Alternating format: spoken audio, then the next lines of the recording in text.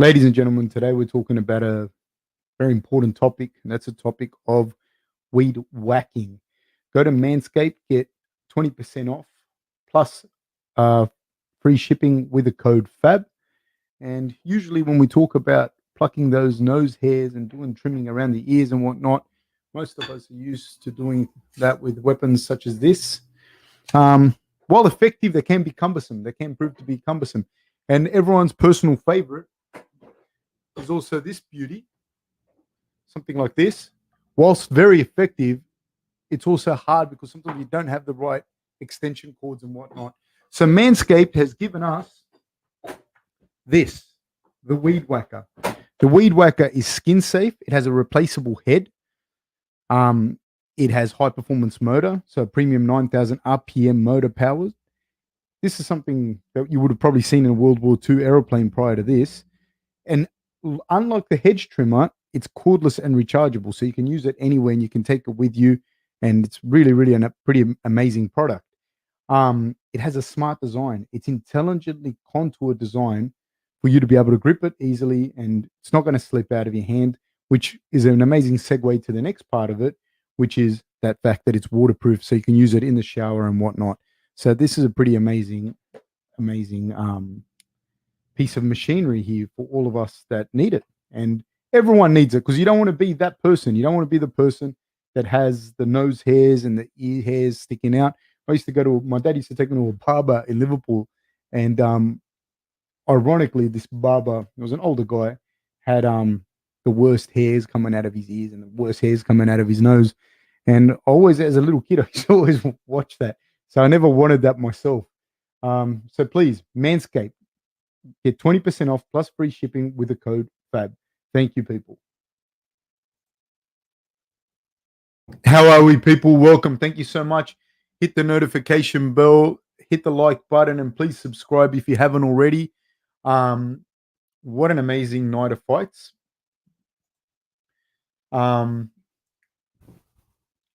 Yeah, pretty crazy, man.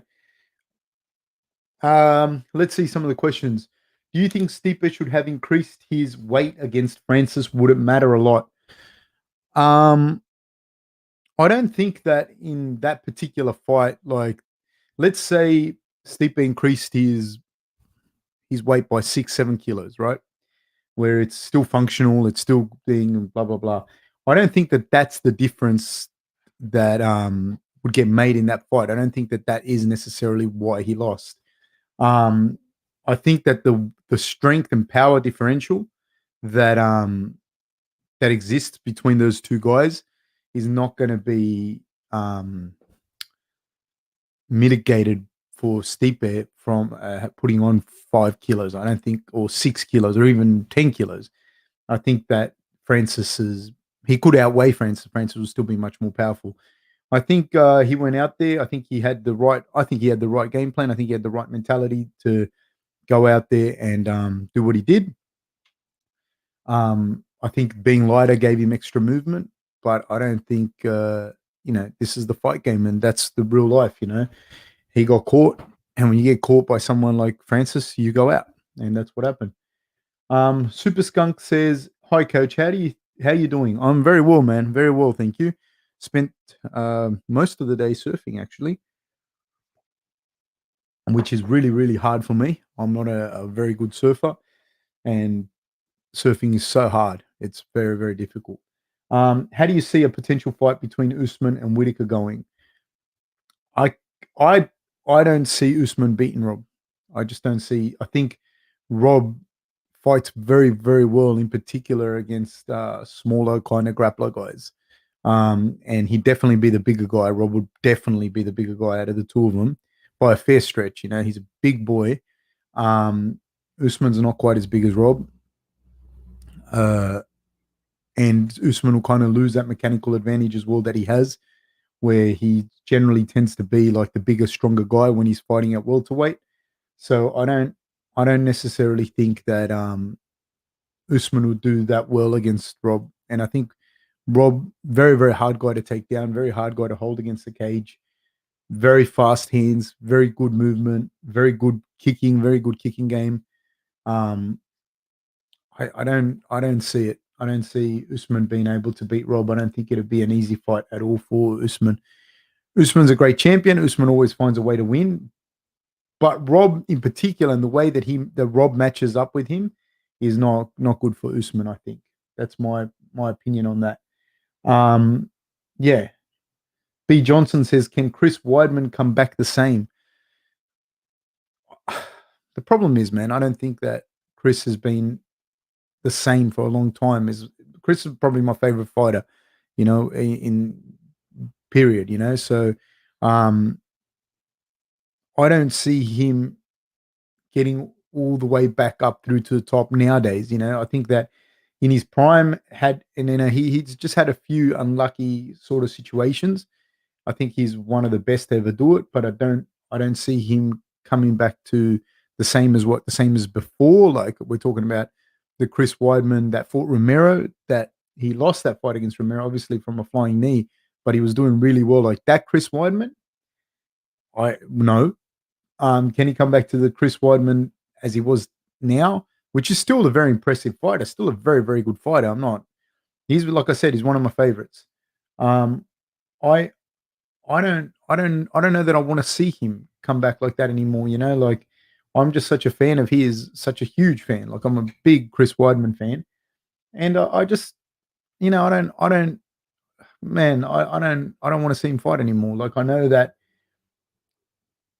it's going to be at least a year, if not 2 years, before we see him fight again. He's going to be close to 40, at that point, and having been inactive as well in a division that has already gotten older, the division has, and now we're getting new guys coming through. We need new people that we haven't really heard of yet to start to come through and make their mark. So, in those 2 years, we're going to see some new blood in that middleweight division. And I don't know that Weidman having sat out is going to be the best for him in that situation. Like when you get your shin broken like that, man, psychologically, physiologically, and everything else would be really, really difficult for you, man. Like that break was fucking brutal. Like I haven't seen a break like that in I don't know, like even the silver one was very different. It wasn't like they were both just as bad, but I haven't seen it. Like I didn't see it in the same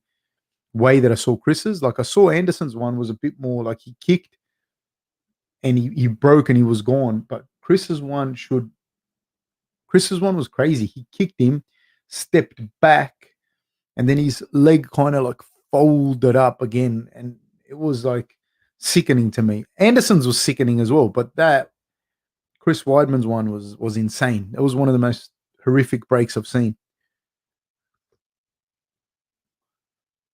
Super Skunk says, "How did you feel about Namajuna's comments regarding Weili Zhang's nationality leading up to the fight?"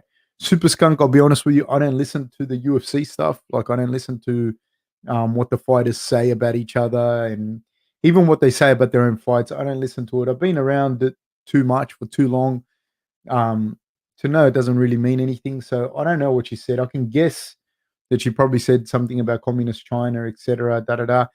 I don't know. I find it a bit, to be honest with you, I find it a little bit silly to talk about people's nationalities and belief systems, political systems. Especially because, and I don't want to make this a political thing, but like, talking about like, there's some of the big superpowers, all of them got dirt on them. It's when we talk about human rights and the rest of it. We're just going to go down a whole rabbit hole. You know what I mean? That's not, and the reality is, Weili Zhang or Rose Namajunas or none of those people are in charge of the country's foreign policy, domestic policy, taxation system. They're not in charge of it. So to vilify one person like that's just a fighter, I think is kind of silly. But in fairness, I don't really know what Rose said, so I don't know. Economy says, I think Chris should call it quits, man. Best for his health. I mean, only Chris knows what to do with that, but yeah, man, I don't know. Beetlejuice says, "Hey, Playboy, great commentary for the fights on the weekend. Have you ever worked in broadcasting?" No, sir, I have not. But if you're offering me a job, I will take it. B. Johnson, not related to 261, but how do you see Garner versus Volkov going? This is an incredible matchup at heavyweight, in my opinion. That's a pretty crazy fight, that one, because I think Volkov is a very technical and well-rounded guy. Like it's with his striking in particular, and it's going to be interesting how Garni handles that. That's yeah, I think it's going to be very interesting. I think Cyril beats him. Cyril moves so well for such a massive unit of a man. So yeah, I'm really impressed with Cyril, and his grappling's pretty good, man. Herbert all before says hi Fab, hi Herb, right back at you. Gilang says, out of all the current male UFC champs, who do you think will hold the belt the longest? There's a lot of factors there, man. A lot of factors. I don't know. I can't say because like matchups matter a lot. Francis looks like I don't see people at heavyweight necessarily having the wrestling and the grappling to deal with him, like to take him out of that first 10, 15 minutes. But like, people look unbeatable until they're not. Maybe Cyril goes out there and puts a wrestle clinic on him, makes him work, makes him wrestle for those 10 minutes, and he and starts to pick Francis apart. I don't know. I'm guessing that. I'm not saying that that's what's going to happen. I'm just saying people look unbeatable until they're not. Um, I don't know. I don't know. I think Usman has proved that he's held it the longest at the moment. So, that's pretty incredible as far as that's concerned. Ben says Wonder Boy said on the podcast with Rogan that Weidman has had 24 surgeries. I feel he should hang it up as well. Nothing else to prove. Once you start opening up your body like that and doing stuff like that, I think your body's not the same. Your mind's not the same. Like you've been put out like under anesthetics, like completely out 24 times at mid 30s. I think it's not. It's nothing good's going to come from that. Nothing that can't be good for your body. Can't be good for your long term health. Now, if that's 24 times at that point, now with this break, I'm going to say he's probably going to have an additional 3 surgeries. Probably at least 2. And such a young guy, dude, achieved so much. Intelligent guy, huge fan of his. Yeah, I don't want to see it. Um, Herb says, "Do you think that we will ever see Usman versus Khabib? And if we do, how do you think it will go?" We might. I don't know if Khabib comes back. I think that I don't know who wins. If you're saying that to me, I don't know. I don't really like to do the predictions because predictions are what they are. But and you can say anything and maybe people get it. One thing I will say though is I think Khabib, like I've said this a million times, Khabib going up in weight loses a lot of his mechanical advantages in particular against someone like Usman, who's also a grapple heavy guy, and has shown to have good, patient, powerful striking. Um, it could create some headaches there for Khabib. Like it's not. Khabib's generally the bigger, stronger guy, as well as being a phenomenal Grappler at 184, at 170, he loses a lot of that. He's not going to be the bigger guy. That doesn't mean that he can't overcome it with amazing skill set that he has. But you are talking about a guy that's similar to him in a lot of ways. So I think he may struggle with that a little bit. The same way somebody asked earlier, what about Usman going up? I think that's the same thing. I think Usman loses a few of those mechanical advantages. But again, he's a fantastic fighter, so he might be all right. Um, Beetlejuice says, "Sorry if you've already been asked, but what is your opinion on Israel and Vittori?" I can't see Vittori beating Israel, but I've picked wrong against Vittori a bunch of times. He seems to be a guy that will just try and take Israel down, but Israel will be prepared for that. Israel will definitely be prepared for that. I don't think Vittori hits crisp and fast enough to be able to really engage Israel on the feet to create a situation where he can where he can really get those takedowns going in that first right at the start. You have to be able to engage. Sorry guys, let me just take this off. Um, you have to be able to engage Israel in the stand up to be able to really exploit your takedowns.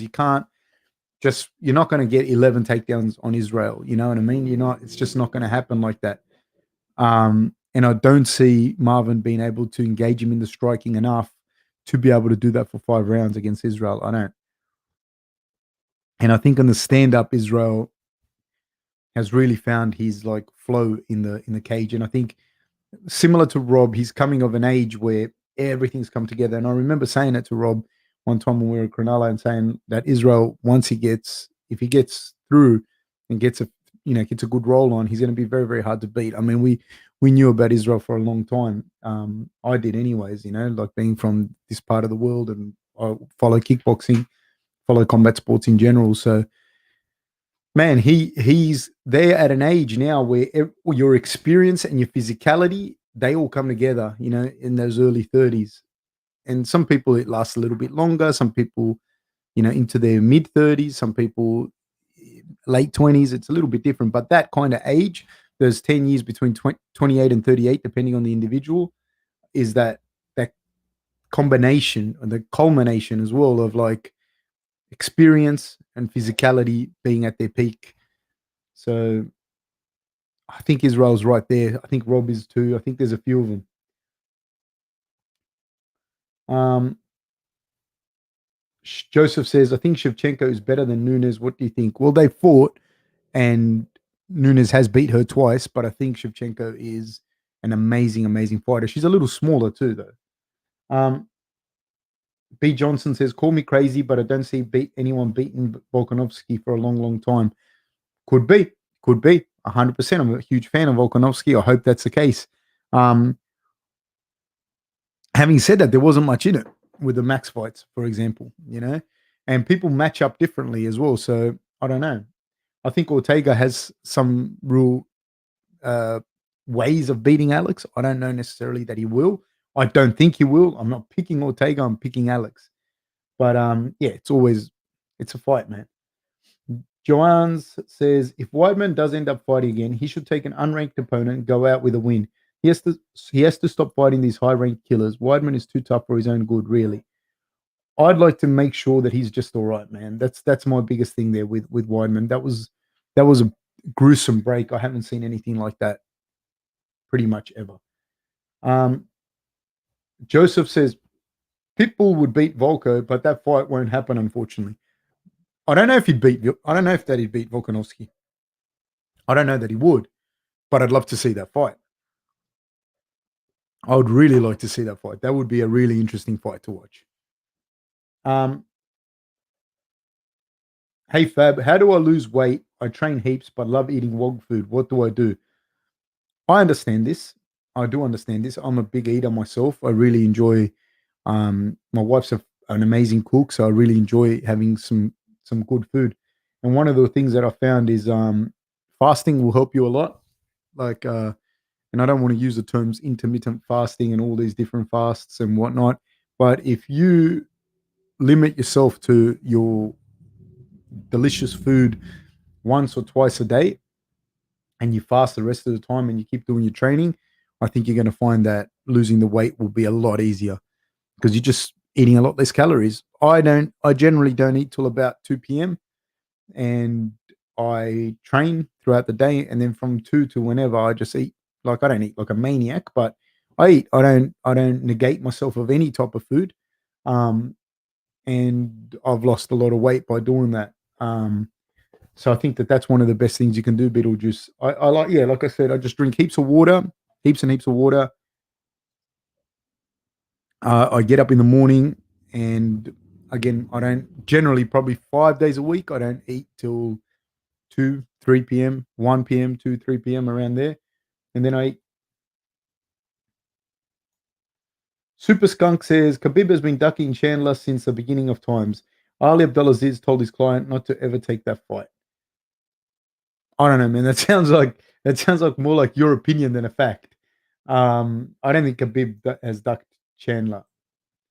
Jonathan Gus, I think that would be a really interesting fight though, and I do think that Chandler gives Khabib a whole bunch of problems. Beetlejuice says, did Israel take Vittori so he could avoid Rob, as Israel is coming off a loss and wanted a somewhat easier fight? I don't think Vittori is an easy fight though. I don't think Vittori is an easy fight. I think Vittori presents his own problems. Having said that, I think from my understanding, it had something to do with the dates. That's my understanding of it. Not so much he wanted to avoid it. I think Rob would be back and just be out of quarantine, and I think they're going to fight in June or something, July. Herb says best martial art for a 30 to 40-year-old guy to start for fitness, self-defense, and overall well-being.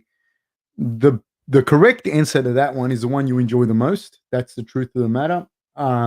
Not everyone is going to enjoy every martial art. So that's it. And that's going to link all the way back to your adherence. How much are you going to adhere to the training schedule?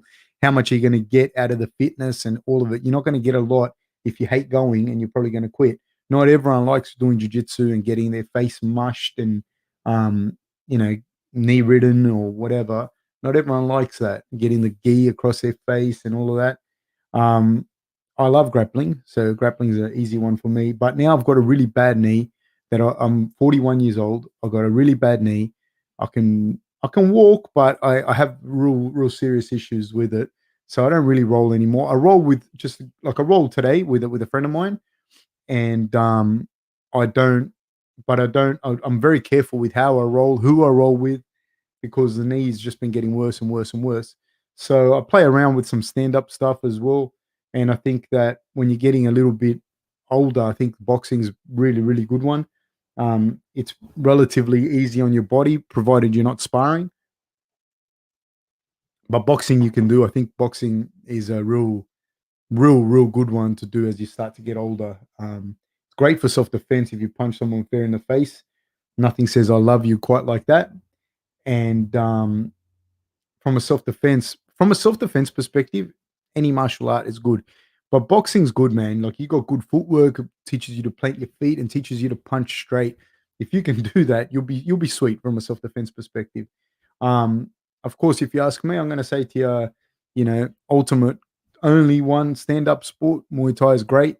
Um, Olympic freestyle wrestling, folk style wrestling, judo, jiu jitsu, any of them are good for self defense perspective. But as you start to get older, man, the bending in the back that is created in jiu-jitsu from being in the guard and being upside down in all sorts of positions has a lot of people with herniated discs from that, and it's not good on your back as you start to get older. A lot of the older jiu-jitsu guys have that. I've got that. So I'd probably say to you, whatever one you like the most and the one that's easiest on your body. And that those two things will make sure that you adhere to going to training and that you enjoy it. And the third thing, and as important as anything else, is that you go to with a group of people that you enjoy training with. Because if you don't enjoy training, it's fucked. It's the worst. Um, Let me see. Valentina, Ryan H says, Valentina is a more skilled fighter than Nunes, but Nunes is bigger and stronger. Yeah, I agree to some extent, but the thing is, it's a very blanket statement because Nunes is a highly skilled person as well. There's no doubt that she hits like a truck, but she's very highly skilled as well. Ken Huna says, where does Uriah Hall go from here? Maybe a rematch with Brunson, maybe. There's some interesting fights there for him, I think. Yeah. Um, Kevin Holland would be an interesting fight. Um, there's a few fights there for Uriah. He's a very solid fighter. Sorry, guys. Super Skunk says, Fab, what are your thoughts on Lando Venata as a fighter? He's fighting in 2 weeks at 145 for the first time against Grundy. Man, I don't know enough to be able to sit there. I've seen him fight, but I don't know enough to be able to give a accurate, good breakdown. I'm sorry, man. I haven't seen enough right right now to be able to give a proper breakdown. Andrew says, "Hey Fab, who would you like to see next personally for Usman? How would you think the Colby rematch would go? Love you guys. Thank you, Andrew. Thank you so much. What's next for Usman? Man, I don't know, man. I think I would always this is just me. I've always wanted to see him fight Wonderboy. I think that's a really intriguing matchup for me personally. Um, to me, it's not just about who would win and how would lose. I just like to see how the matchups play out from a kind of nerdy perspective, I suppose. How do I think a rematch with Colby will go? I think what the problem there is that Usman has a little bit tidier stand up than Colby. Colby's kind of wild, and that lets him he can rely on his wrestling and his grappling a lot of the times. But that he can't do that against Usman. So Usman is very can be very patient and start to chip away at him. He's not they're very closely ranked as grapplers, as wrestlers.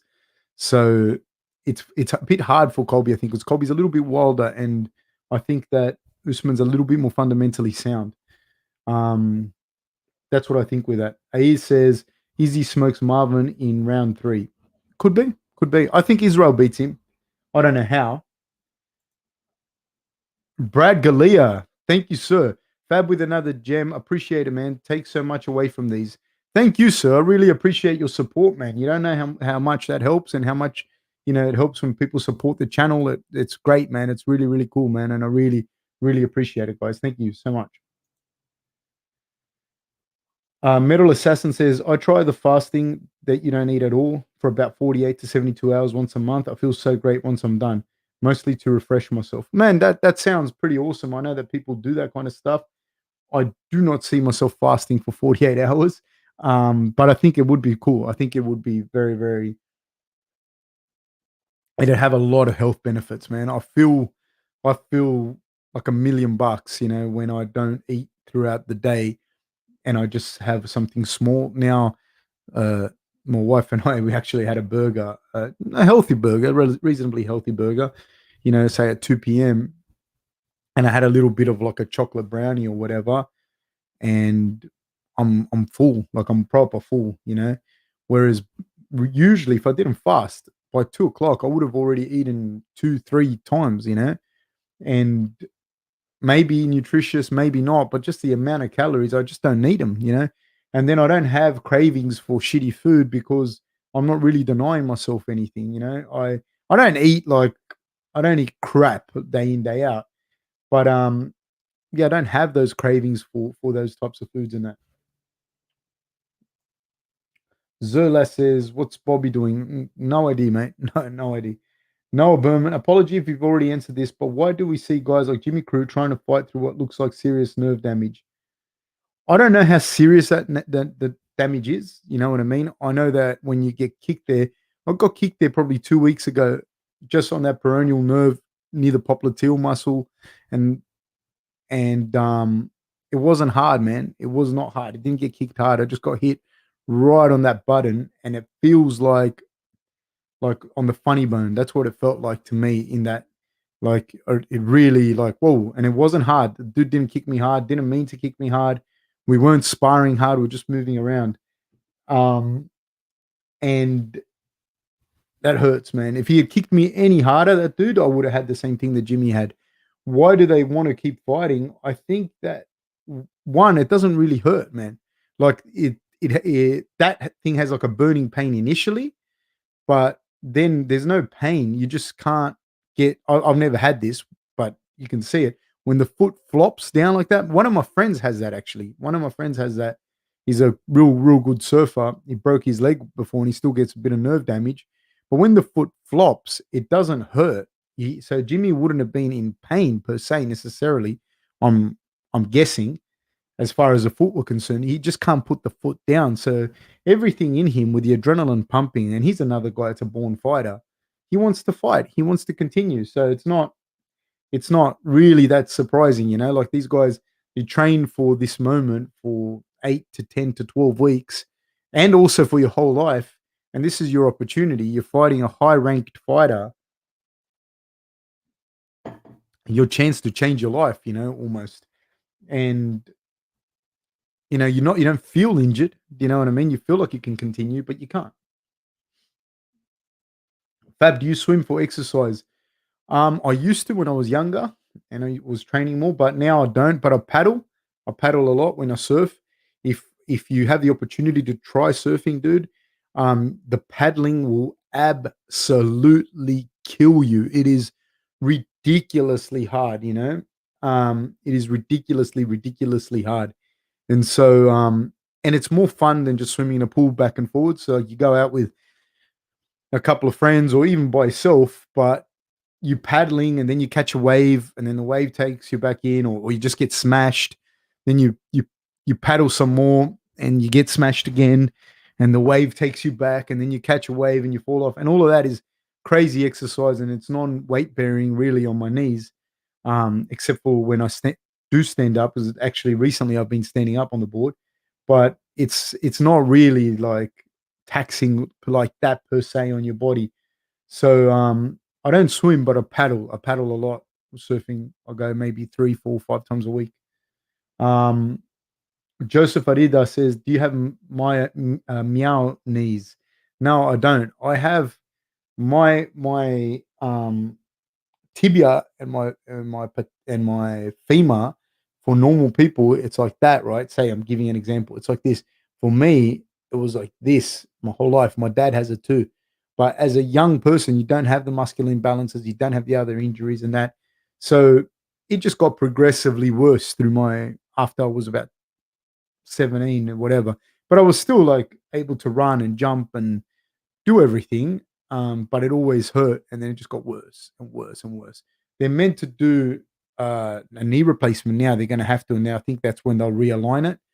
But they wanted to a few years ago was break it, like break the tibia, and then like they realign it and put it back together. And they go, yeah, no, the the fucking the rate of it getting better is very high, and I'm like, yeah, nah, fuck off. That's not You're not gonna break my tibia and put it back together. Yeah, Jimmy's leg was bad, Beetlejuice. John says, personally, I think Uriah Hall should rematch Gastelum or fight the winner of Shabazi and Hermanson. There you go. I agree, sir. I do agree with that. I do agree with that. Um, Nicholas says, quick question for betting. Do you agree with the odds at McGregor and Dustin both at -110, or should someone be favored? Um, it fucking be hard to be favored, man. I don't know exactly how betting works and that. I'm not an expert on it, but it's be hard to split a favorite there, man, because how like both these guys showed that they could stop each other early in the fight, um, without much being said. You know what I mean? Like it isn't it isn't like I don't know. I don't know who to favor. Prior to this, I would have favored McGregor, but after that last performance, I can't. So I don't know. Ryan H, what do you think about A says, I believe you're saying Gastelum versus Till. Ryan H says, what do you think about the new Ultimate Fighter with Volk and Craig Jones? Will you be involved in any way? I'll not be involved in any way whatsoever. None, zero. They're in Vegas. I'm in here. I'm not part of Alex Volkanovski's team. I just helped out for about 6 to 8 weeks because he couldn't get his team across, and his coach Joe Lopez messaged me and said, "Hey man, can you help out for 8 weeks or 6 to 8 weeks or something?" And I did, and that was it. And not like a good relationship, not a bad relationship. I mean, we have a good relationship, but it's not like I'm not part of the team, so to speak. Super Skunk says, "Is it fair to say that Michael Chandler possesses the strength, the technique, and the explosivity not only to defend Khabib's takedowns for 5 rounds, but also to knock him out?" Look, the thing is, there's probably a whole bunch of people that possess that. Is Does that mean that he would be able to do it? I don't know. I do agree with you though that Chandler is one of the guys that can give Khabib a lot of trouble. I think. Having said that, though, Khabib might go out there and make it look easy. I don't know, but I think like Chandler is definitely one of those guys that can give fits to Khabib. Metal Assassin says those odds seem kind of fair to me, to be honest. Yeah, that's what I mean. I agree with you. John says, although Valentina and Rose are friends and former training partners, How competitive do you think a dream fight between them be? Valentina dominated Joanna and Andrade, two girls that fought Rose. Rose is very good, but I think Valentina is a little bigger, a little bit better striker, a little bit just across the board. That's how I feel. Sitting Bull says, I feel like Colby will have cleaned up his striking a lot in his time off. Maybe, maybe. I can't speculate until I see it. I can only say what I see. He may well have cleaned it up. You know what I mean? He may well have added different wrinkles to his game. So I don't know. I don't know. Um, who is your favorite fighter to watch in MMA? Ooh, both current and all time. I always loved watching Fedor. I loved watching Fedor fight. Um, there's so many, man. DJ, like Demetrius Johnson, I think is another guy. I like watching Bibiano Fernandez. I like watching him fight a lot. I like watching. I've always liked watching Romero fight. I like watching. Man, there's so many. I like watching Gokhan Saki, and he's an MMA fighter. I think I love watching that guy fight, whether it's MMA, whatever. I love watching him fight. Kickboxing, of course, I love watching him fight. Um, Badahari, I like watching him fight. These are kickboxers now I'm talking about. Um, GSP, I loved watching him fight. John Fitch, I like watching him fight. I like watching Ben Askren and I love watching Khabib fight. I like watching those guys fight.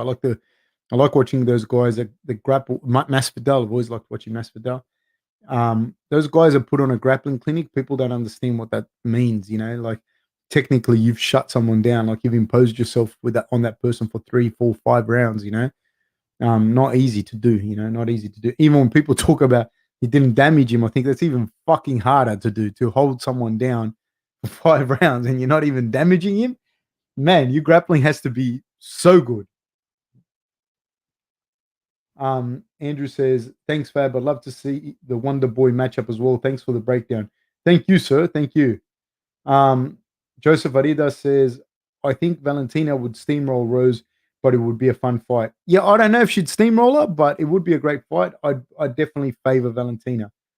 John James says, you're welcome for my support. Can I say, not just John James, but I want to say to everyone, man, thank you so much for supporting the channel. Thank you so much for watching. Thank you so much for the donations. They mean so much. They keep the channel going. There are expenses to this, and it helps a lot. It really does, so I really, really appreciate all that, the support, everything. It's amazing. It makes me want to do it, honestly. Like I love hanging out and talking shit with you guys and chatting about the fights and about MMA and about anything and everything. So, man, you guys don't understand how much it means to me. Sosa Youngin says, who do you think is a harder fight for Usman, Wonderboy or Colby? I don't know if harder is the word. I think my opinion here, I'm not saying it's harder. I think that Wonderboy has more X factors. Like Wonderboy's stand up can really create a few problems for Usman. I don't know if Wonderboy has lost a step. I tend to think he's lost a little bit of a step, in my opinion. I think he's lost a little bit of a step. I see Colby can beat Usman, of course he can, but I see Colby as not that different of a puzzle. Like he's an amazing wrestler, grappler with very dangerous striking. He's wild. He comes at it from different angles, gives you different looks, but it's not. Usman is that himself, but he's more methodical and reserved and calm with his approach to his striking. But he understands that style, really well. Whereas with Wonderboy, it's a difficult style. It's a difficult guy to get a read on. You're not going to get another Wonderboy you can train with. It's not that simple. Doesn't mean that Usman doesn't go out there and knock him out, by the way. It's 6 a.m. in the UK. Glad to stay up late for this brilliant insight from Evans. My brother, you stayed up late to listen to me. Please, man. Thank you so much. Thank you, mate. I'm touched, honestly. Thank you so much. John says, thoughts on Conor critiquing Usman's striking via Twitter. He claims that Usman is stealing his striking technique. I could see Conor challenging for Usman's title if he loses the Dustin rematch. No thoughts on it. I have no idea what he's talking about, to be honest with you. I had no idea that that was he criticizing or critiquing? Um, I don't know. I mean, Connor can say what he wants to say. He knows how to drum up business and knows how to drum up the fight. I'm not talking about Connor here in particular, but I think fighters, man, will say they can believe something. It doesn't make it true. Like people repeat what fighters say. They go, so and so changed camps and said that he's the happiest he's ever been. He hits the hardest he's ever hit. Um, and he's gonna fight the hardest he's ever fought. And it's like, and he did. And that doesn't mean shit.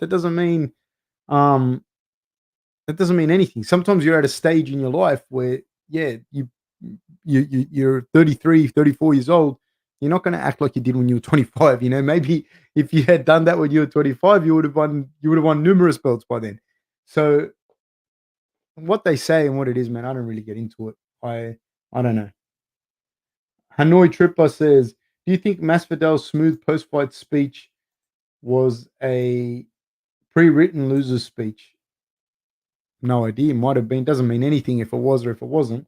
I think Masvidal fought amazingly well in that fight. I think he followed a really good game plan against a really, really, really tough and gritty opponent in Usman, but it didn't work out for him. You know. Super Skunk says, "How long has Khabib been ducking that fight with Chandler now? Over a decade." Ali, we've been through this, Super Skunk. And no, I don't think he's been ducking it. Nemo says, John, if he loses to Dustin again, I feel like he would have less chance of fighting Usman, but he's Conor, so maybe. I tend to agree with Nemo. Like,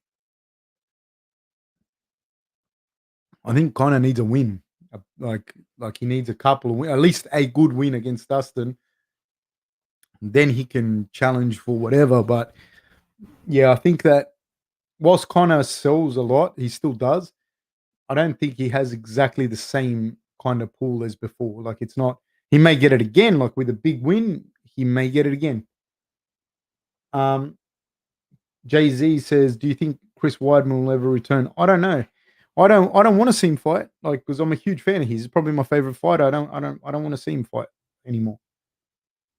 Um, Connor Webb says Jimmy got hit with a massive leg kick. They got wobbled before that one. That hit the nerve.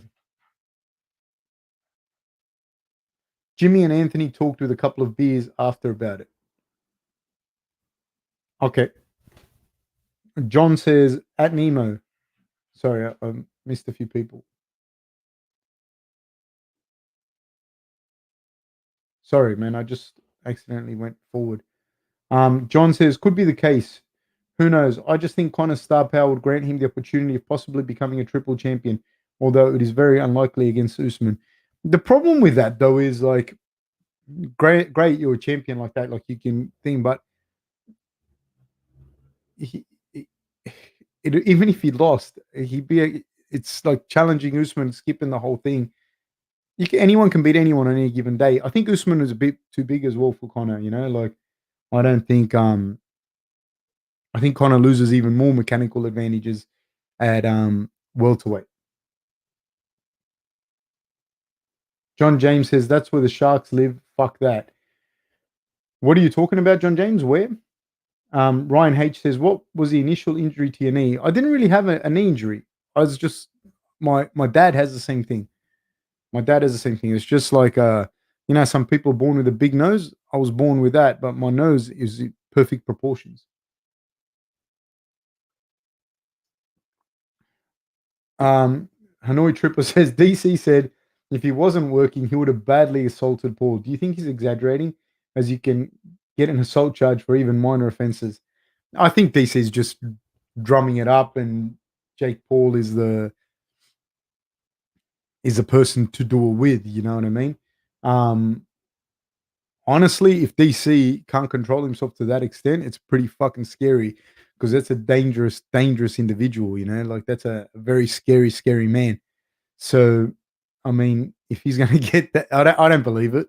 Like, I think that it's all for show because I think if DC was to get that worked up, over some shit like that, you can't he should be in a mental asylum. You can't have someone that dangerous to be on a hair trigger with his temper. So I don't believe that. DC is a gentleman, and he's not an idiot. He's not. I think he just does that for the he took an opportunity to get people talking about him, and that's smart and good on him. And I'm sure Jake Paul, they're all playing straight into that. So I don't. Again, all of that shit that you see, man, that's all bullshit. That don't read into that stuff too much. John says, unsure if you answered this question. Do you think Rose's win over Zhang cements her as a strawweight goat? She's beaten Joanna twice, got her revenge against Andrade, and she just smoked Zhang.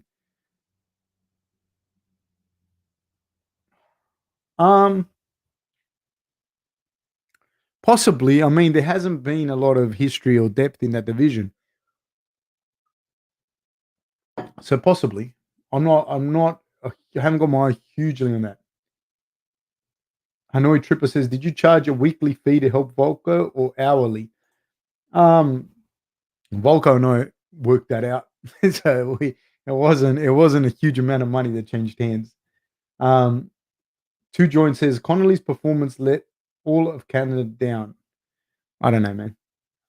Shay Seed says, "Hello, kind sir. Hello, sir. How are you?" Super Skunk. Cause okay. Usman was John Baptist. Okay. AE says thoughts on Tuivasa versus Hardy. I can't go against Tuivasa. I'm a huge fan of Tuivasa. I know him personally. I like Tuivasa. I'm not a huge fan of Hardy. Um, and I do think that Tuivasa it's more than likely going to be a stand-up fight.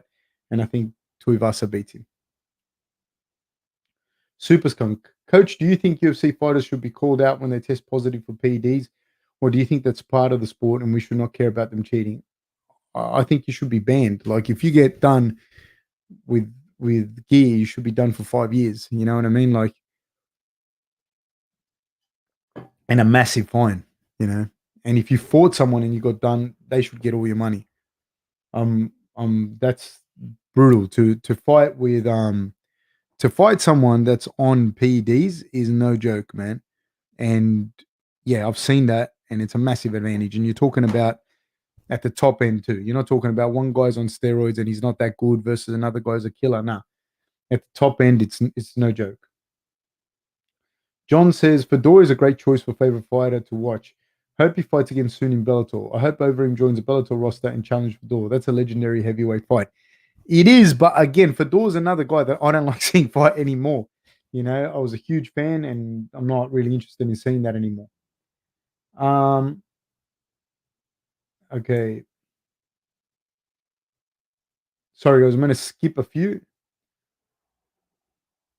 Ethan says, "Do I think Hamzat is legit?" Yes, I think he's very legit. There's a guy that he beat named, I think it's Imran. I want to believe his name's Imran. And that guy is European, Russian, and world Sambo champion. And that's a guy that he knocked out with that uppercut. That's from memory. I think his name's Imran. And that guy will go into UFC middleweight division and he will beat the fuck out of some people in there soon. And Hamza did well. Hamza couldn't take him down. He took him down and then he got up, and this was from memory. And then the guy tried to throw him, kind of got him with a whizzer, didn't hold Hamzat down. He got up, they traded, and Hamzat hit him with that uppercut and knocked him out. So he's got wrecking balls for hands, and his grappling's absolutely, absolutely legit. I think he's also won the Swedish nationals a bunch of times. I think he won Russian juniors, so under 20s. Russian juniors, if you're under 20 Russians junior champ, you'll probably make a lot of the teams, just about any team in the world, any senior team in the world. That's maybe not a top tier. You might not make the US team. You might not make the Turkish team or, a few others like that, but you'll make just about any other team in the world. And then he won the Swedish nationals a bunch of times as well. So his grappling overall, his grappling's no joke whatsoever. Having a guy that level of wrestler that would have grown up wrestling in Chechnya. It's no joke. It's no joke. And they have cultural wrestling over there too, which I'm sure he would have participated in. So those types of guys, their skill level's huge. So his grappling's legit. He's got superpower in his hands, and yeah, he's very, very legit. Do you favor Tony Ferguson or Benil Dariush? I don't know. I don't know. Benil is a guy that, to me, he's always almost put it all together and then just misses out. Just misses out by something. Um, so yeah, I don't know. I can't give you a definitive one. And Tony Ferguson, man, he's probably he would have probably been the undisputed champion at a if things had been lined up a little bit different. You know what I mean? I think he would have held that belt at least for a while. He would have held that belt, whether it's for 5 minutes or an hour, or 2 years, 1 year, whatever. He would have held that belt. I think had things have been played out just a little bit different. Beetlejuice says, "Thank you for being so appreciative." Thank you, Beetlejuice. Um, Brutus says, "What's up, Fab? Just checking in. Thank you, sir. Really appreciate it." Amir Muhammad says, Wonder Man is 38. Yes, he is. Jay Z says, "I heard Hamzat is fighting Nick Diaz."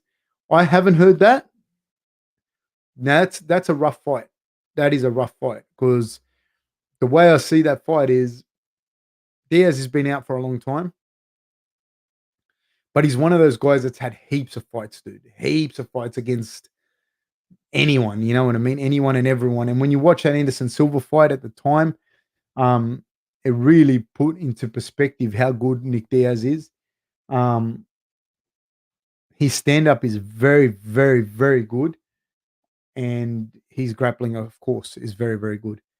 That would be a crazy fight and an interesting one because I want to say it's a step up for Hamza, but I haven't seen Diaz fight for a long time, so I don't know what he's going to be like coming back. But that's a crazy fight. Two Joint says that Dariush would hammer Ferguson. Well, let's see it. I think Colby's got his own camp, Kenahuna. Um, Beetlejuice says, "How's anxiety levels been? You seem a lot more relaxed and unbothered in a good way." Um, Thank you, mate. Thank you. And it's funny because people can see that sometimes, especially if we watch a podcast. Like if I watch the podcast back, I realize like which points in my life, it's a great diary for your life. You can go back and okay, that's how I was at that point in my life, and da da da da da. So the anxiety levels, they come and they go, man. I'm not gonna lie. They come and they go. I get real bad anxiety sometimes still, um, depending on certain factors in my life and whatnot. But no, overall, I'm a lot better than I've been, for a long time, and a lot of that's just had to do with certain changes I've made in my life and lifestyle changes, and prioritizing different things and a whole bunch of stuff. But there's still plenty to have anxiety and stress about. It's just my relationship to that stress, my relationship to that anxiety. I was just talking with a friend of mine today about like, um, when things happen in your life and like people do wrong by you or whatnot, and how much that can play on the different personality types, right? How much that can play on your life and how much you can just keep replaying shit in your head. And I was just saying to him, man, like I understand, but there's a thing that we have to do in controlling that. It's not ignoring it because you can't ignore it, but it's just allowing for the fact of an understanding that whatever those feelings are, and it doesn't have to be about people. It could be about a situation. It could be about something that's making you nervous, whatever that is, you got to allow yourself to have those feelings. Be kind to yourself and say, I'm allowed to have these feelings. Even like you might not like someone, rather than say, "Oh, I shouldn't hate him," and it's okay. And like understand, like sometimes people are fuckwits, and you're allowed to not like them. But give yourself a start and an end for those thoughts. So for me, one of the things that works is to go, all right, for 20 minutes, I'm either going to have feel as bad as I want to feel about it. I want to hate on the person as much as I want to hate on him. And I say it out loud, whatever I'm feeling, like if I've had an argument with someone, even it could be like maybe I have a disagreement with my wife, and I'll go for a drive. I'll say out loud what I think, and might give myself 20 minutes to wallow in self pity or whatever. And long before the 20 minutes is up, maybe 3 or 4 minutes down, when you hear what you're saying and you're not really stuck in your brain and you're not stuck in your own bullshit, listening to your own bullshit, you hear what you're saying and you separate yourself from those feelings. And a lot of the times it gives you just a different perspective. So it's my relationship to my anxiety, it's my relationship to my stress that has changed. So thank you, Beetlejuice, for noticing. I know you were going through some of that stuff too. I hope, how's that going for you? Um, Super Skunk says, Hamza could seriously hurt Nick Diaz, and I'm not even joking. I do not like that fight for either of them. He might hurt Nick Diaz, he might not. Nick Diaz is a very, very good, durable fighter. Ben Bob, we all know Conor invented boxing. Yes, he did. Jeffrey Veda says, don't speak about George. That dude's no longer with us, man. I think George is a great, great fighter. Sosa, the OG, man, that question's been asked and answered a million times. So if somebody wants to answer Sosa, please answer him. Jeffrey, just understand. I'm just, it gets a bit boring. Jeffrey Veda says, rest in peace, George. Okay. John Dinan says, is it safe to say that Trevor Whitman is a front runner for MMA Coach of the Year? Usman and Rose this past Saturday, although he doesn't coach a ton of fighters, the few he trains are great. Could be, could be. I think he's a fantastic, fantastic coach. Jay the Boss says McGregor is a trash talker. He's not serious. He's a clown. Could be. Ben Bob says I'd say Whitman is coach of the year so far, in my opinion.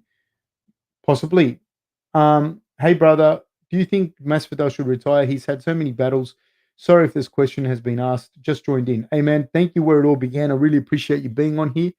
Thank you for liking and subscribing. I hope you have. And hit the notification bell, guys. I really appreciate all your support and whatnot. Do I think he should retire? I don't know that he should retire. I think he's had a lot of fights. I think he's done really well. He's one of my favorite fighters of all time, George Masvidal. Had the pleasure to meet him and see him in real life, and he's fantastic. To be honest with you, if I'm going to talk about George, I don't think that he should retire. I think he's got plenty of fights left in him. I think he did hit his stride a couple of years ago, and he was looking fantastic. And I think that he also managed to really promote himself well and get paid. So I'm really happy for him with that. I think that as a young man, he partied a lot, and I think I'm sure he would have turned up to the gym and still trained his ass off because that's just how he is. But I do think that there was probably a few years there where he didn't get to perform at his very, very best, and I'm sure he had his reasons for doing what he did. I'm not judging him on it. I'm just saying that it's one of those things like, I think he could have been one of the best ever, honestly. And he actually is one of the best ever as it is. John says, I think he'd get it if Usman successfully defends a belt once more this year or Gaethje gets a big win in his next fight. Possibly. And they're talking about Trevor Whitman being coach of the year here. Sorry, guys, I'm going to skip a few. I'm going to skip a few just because we're just going to get real far behind. 2021 is a terrible year for MMA superstars. Conor and George were finished. Adesanya lost emphatically in the super fight. Kevin Holland was dominated twice within 3 weeks, and Hamzat is ill. Yeah, I don't know if Kevin Holland is a superstar in the game, but yeah. Vaya who says Hardy's a better athlete, but Tuivasa a better fighter. Dude, man, Ty is a fucking weapon of an athlete. I'm telling you right now, as an athlete, I'd say they're pretty much up there. Like Ty was could have played first grade rugby league. He was right there. He was signed to play first grade rugby league. That's no joke either. Had he grown up in the US and he played gridiron, I don't know how far he would have gone. He's a fucking amazing athlete. I'm telling you now. I don't know who's. I think that's going to be a pretty crazy fight. I think they're very similar, but I think Ty's probably a bit of a better fighter. But having said that, Hardy hits real hard as well. Christian says, "Are you a fan of Rose's stand-up skills? Her movement reminds me of Sugar Ray Leonard or Robinson." Yeah, I am a fan of Rose Namajuna's stand-up. I think she's fantastic, really good.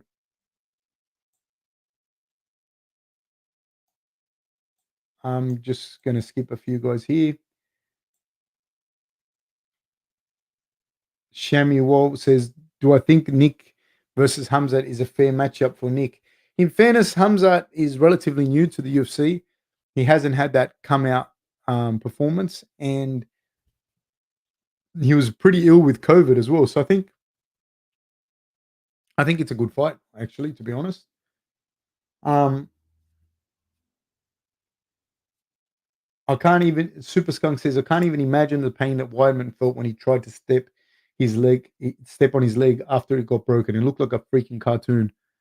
Man, a break like that is so brutal. Like I can't even. Man, think how much it hurts if you clash shins with someone." David Rodriguez says, "I don't know if someone asked already, but how do you feel about the Nick Diaz comeback?" Great. I'm a huge fan of the Diaz brothers. Huge. Ben Bob says, "Fighting someone while on PDs should make any damage seen as assault, in my opinion. Bisping lost an eye to TRT Tour, although it wasn't technically illegal at the time." Yeah, see, that's what I mean as well. Like the UFC talks about pride and the guys on steroids and that, but in the UFC, you're allowed to take TRT, so that's like, come on, guys. Like, that's kind of what I mean. And I don't want to get into politics when somebody asked about the Rose Namajunas comments on Weili Zhang's nationality, and I'm like, like, yeah. Um, Lex Hunt says Zabit versus Max Holloway, perfect. Yeah, but the problem is, man, I think after those 3 rounds, well, it depends if it's a 3 rounder or a 5 rounder. But if it's a 5 rounder, after 2.5, 3 rounds, I think Holloway beats the shit out of him. To be honest with you, um, even if it's a 3 rounder, I think Holloway will run away with it at the end. Whereas I think Zabit has some pretty crazy things he can do in those first 7 minutes. John Danon says, "What is next for Smith? I'm down to see Smith rematch Santos, the Reyes Jiri loser, or possibly the dream fight against Luke Rockhold." I don't know if Luke Rockhold's going to stay at light heavyweight. Is he staying, or is he fighting at middleweight now? I don't know. Um, I don't know with Smith. I think that's a legitimate win, 100% a legitimate win. So what's next for him? I don't know. Christian Laurent says Hamzat has a 23-0 freestyle record. I think that 23-0 freestyle record, if you're talking about Olympic freestyle wrestling, I think might be like just in Sweden, because in Russia he would have had hundreds of matches, not 23 of them. UFC 261 pay-per-views, 700,000 fake. I have no idea if I'm going to believe him if they put it out there. Um, Ben Bob says, "Tu foto de perfil," my profile photo. He's laughing at it. I don't know I don't know what my profile photo is. Brutus, "Hey Fab, are the Grange hoodie good quality? Is the logo heat pressed? Going to buy one, like Grange TV ones?" Yeah, I'd imagine they would be, man. I'd imagine they would be good quality. I can't imagine them not being good quality. You know what I mean? I've got the t-shirts, I've got the hoodies. Yeah, man, they're good quality. Yeah, for sure. Buy one, man. And when you do, buy one and tag me on Instagram, please, if you could. That I'd love to see it. Thank you, Brutus. Um, they would be, man. Get them, give them to your kids, man. Sorry, I misunderstood the question. So, yeah, man, please get the Grange TV hoodie. Any merch that you guys buy, please take a photograph, tag me in on it, please. John says Ferguson Darius is potentially a fantastic matchup. It all depends on which Ferguson shows up. Darius is a skilled fighter, but has lately found himself in sluggish slobber knockers. I can't wait. They're both good fighters, man. I just don't know. Like I said, I feel that they're both guys that they have the skill and they've always just gotten there, but they don't quite make it. Um, Jay the boss says Hamza has wins against a bunch of bum taxi drivers. I wouldn't call those guys bum taxi drivers, but like I said, he has a very interesting win against a guy who I believe his name is Imran, who won the World, European, and and Russian Sambo titles, combat Sambo titles. And in that particular fight, and I've said this already, Hamza couldn't take him down. The guy tried to throw him, I believe this is off memory, got caught like in kind of in a whizzer battle there. And then Hamza ended up knocking him out with an uppercut. And that guy is very, very legit. He will come into the UFC middleweight division and do some damage. I'm not saying he's going to beat the top guys, but he'll definitely do well. So I think the UFC will end up signing him. So no, not everyone that he fought isn't good. Um, my wife laid a dude's head bald at work. I don't know what that means. Hanoi Tripper. Should Jake Paul troll DC and Dana at the next event by rocking up with Bones, paying him a fee for the night so DC won't up on Paul again? I think DC running up on Paul is the best thing that could have happened to Paul that night and for DC. So good for them. Zneb says lasered. So she lasered a dude's head bald. Wow. um, Ken Ahuna says, what's it going to be like when Volk goes on tough, especially with Craig Jones as BJJ coach? I don't know what it'll be like, but I imagine a lot of people are going to get submitted in that fucking house. Could peak Mark Hunt have ever become UFC champion? I mean, Mark Hunt at his best could beat anyone on any given day. So it just comes down to that. Christian Lorenz says Volk should teach Ortega some rugby. It could. Super Skunk says Benil Dariush might be one of the most underrated fighters in the UFC right now. Could be. How tall is Rob? 6'1", something like that. Lex Hon, like I'm 5'11", and he's like a little bit taller than me. Hanoi Tripper says, I saw something online about anxiety and repetitive negative thoughts, about acknowledging how you feel at the time and the reason for them, and letting them pass through. It lessens the effect and emotion. Yeah, it does. There's a thing as well, like there's like a thing called like toxic positivity as well. Like, and I'm not saying you're doing this, Hanoi Tripper, but people will tell you like it's like if you ever fall in the ocean, dude. If you ever fall in the fucking ocean, you get caught in a rip, and you're not a good swimmer, and people say to you, "Don't panic." It doesn't help. You're gonna fucking panic. You're just 100% gonna panic. So it's akin to that. So what you have to do to not panic when you fall in there is do water safety, go in the water, learn to swim, understand what a rip is, understand if you get caught in a rip, where it's going to take you, what to do. Understand that a lot of the times just let it take you out and then you're going to be able to come in with the breakers. We'll come in with the sets of waves, when it's breaking. And it's the same with this. Like somebody just saying, like a blanket statement is in like just let them pass through or don't think about it isn't going to help you. Like you need to really get through and understand how to go through those things, and that's the big one. Sways says nice words. I'm not exactly sure what you're referring to, but I'm going to say thank you. Oh, okay, I think they're talking about the anxiety. Brutus says, damn, I can relate with the anxiety, suffer with some depression too. Man, I'm sorry to hear that, man. That stuff's like full on, man. Full on. And I think now we're separating ourselves more and more from our nuclear family. We live in a very, very like consumer driven materialistic world. So our values are all like thrown up. And I'm not telling you what your values should be or what you should buy or not buy or whatever. That's not what I'm talking about. I'm just talking about balancing out with your values is very important. Um, Volkanovski versus Gane. Volkanovski all day. Angwell says sparring relieves my anxiety. The problem with that kind of stuff is that it doesn't actually like that stuff. Like, yeah, you might release different chemicals into your blood that make you feel better, and it's a good release at the moment, but it's more of a distraction really than anything else. Um, John says there's definitely a few big fights left for George. He should seriously consider facing Colby, Leon, Nick Diaz, or rematch with Nate Diaz. Yeah, I think George has got a lot of good fights left in him. I've got a question for you, says Damien. So since it looks like Glover and Jan B are going to fight, how do you think Glover's chin will match Jan's power? Glover took a lot of damage for a 40-year-old in his last fights. I think that Jacare gave Jan a really good match, at light heavyweight. And I think that whilst Glover isn't as good and a dynamic a grappler as Jacare, he's a very, very good grappler in his own right. I was there in Brazil when he won the ADCC trials in Brazil, which is no fucking joke. He's got a great little wrestle game that he does where he shoots a single. He's got good tidy boxing where he shoots a single and runs a pipe on that single leg. It's just like a little snatch single that he does, and he runs a pipe on it.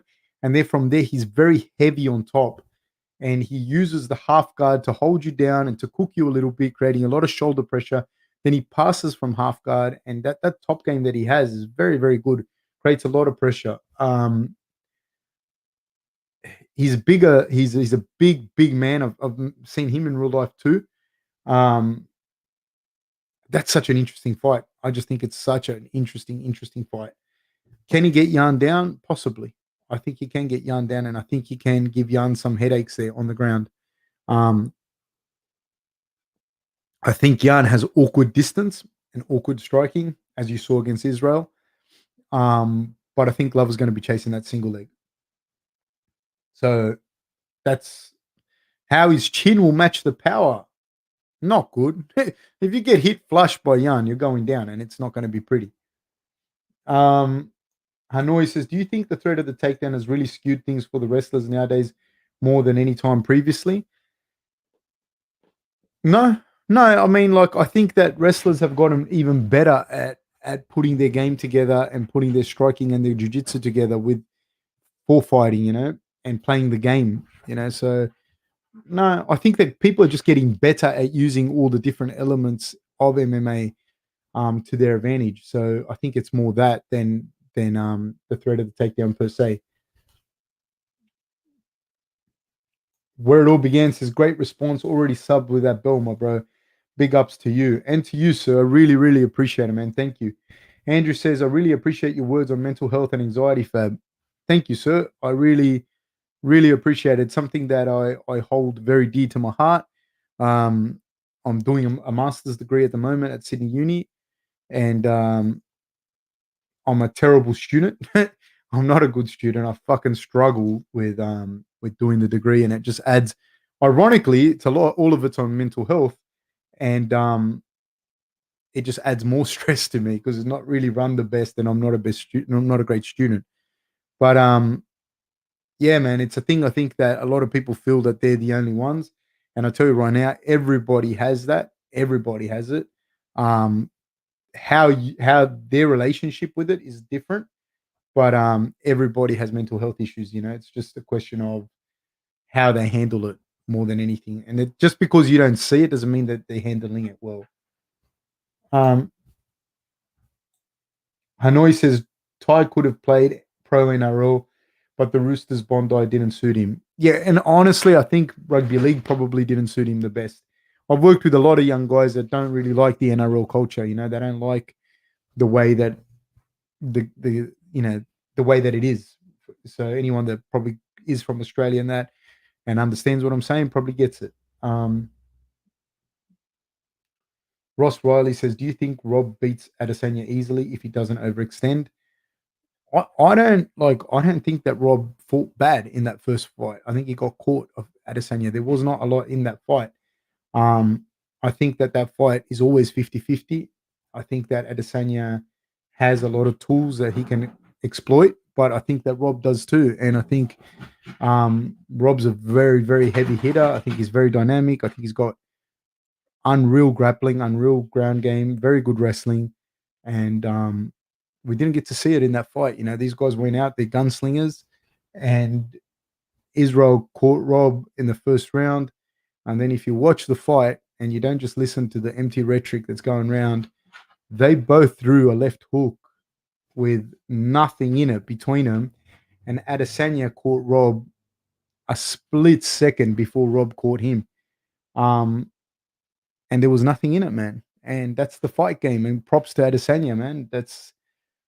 He won. There's nothing you can say. And you can talk about this, you can talk about that, but I'm not one to like, people go, so and so, whoever was going through this, and so and so. You don't know what the other guy was going through. Just because he won doesn't mean he wasn't going through it. So, man, props to to Adesanya, and anytime they fight, it's going to be 50-50. They're both big guys, great strikers that hit hard. I think Rob has very, very good grappling, very, very good striking. I think Rob's probably not probably, I think Rob's a better grappler between the two of them. But Adesanya is very smart with how he employs his grappling defense. You know, he's very, very clever with the way he does that. And a lot of people don't understand how he does it. That's why Jan had to threaten the takedowns, but he wasn't able to actually really get the takedowns until much later in the fight after he'd engaged with Adesanya in the stand up. The thing that Rob's got going for him is that he's already fought Israel once. Israel knows that Rob will engage him with the stand up. And so that might change the way things play out and might be able to open up the possibilities of Rob being able to get more takedowns earlier in the fight. Maybe that, maybe not. Maybe Rob feels more comfortable doing something completely different. I don't, or doing the same. I don't fucking know. John says, typically I bet against Jan and Glover. I genuinely don't know who to choose in their title fight. I'm gonna go with Glover, man. SSJ says, "What's up, Fab? Getting me through another overnighter. Thank you, sir." CSS Voden says, "What's up? What's up, mate?" Um, sorry, Anthony. Come on, man. OSHA rep says, "What's going to happen with Zabit since he's knocked out of the rankings?" I don't know. I don't know. I think he can beat anyone as well at that in that weight division. The problem that I see with him is after the 7 to 8 to 9 minute mark, he really goes down. You know. If you could take a specific performance enhancing drug, knowing that you won't get caught, which substance would it be? I'd probably take some sort of testosterone um, enhancement, just because probably some sort of GH as well, something that's going to be good for my recovery, good for my bones, good for my muscles, something like that. Don't have to take a lot, by the way.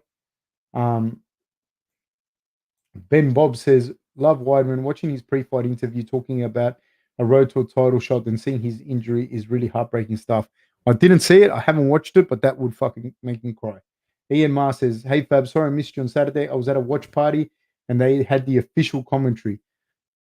Ian Ma, you are forgiven. Thank you for being here with us. Thank you for joining us. Love you. Love having you here, mate. Ian Ma says, "I watched your reaction back after like a sad man." Thank you for watching, my brother. Thank you so much, man. I really appreciate it. Um, John Danon says, "What's up with skinny guys carrying ridiculous power? Alex Pereira and Sean O'Malley are stick figures, yet they drop guys like sacks of potatoes." There's a few things that go into that. When you hit hard, hitting hard as far as your physicality is concerned, a lot of that's got to do with like you having like broad shoulders, which they kind of both do. Big hands. Big hands is a big one. The size of your wrist is another one. And both those guys, for their respective weights, they look skinny, but they're not. Same as Israel doesn't.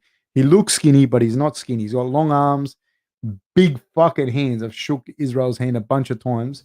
His hands are like a bunch of bananas, man. They're huge. They're like dinner plates. And big wrists. They're big boys, you know. They're not skinny. Alex Pereira is not like a little skinny guy. Big hands, big thick joints, you know, long forearms, thick forearms.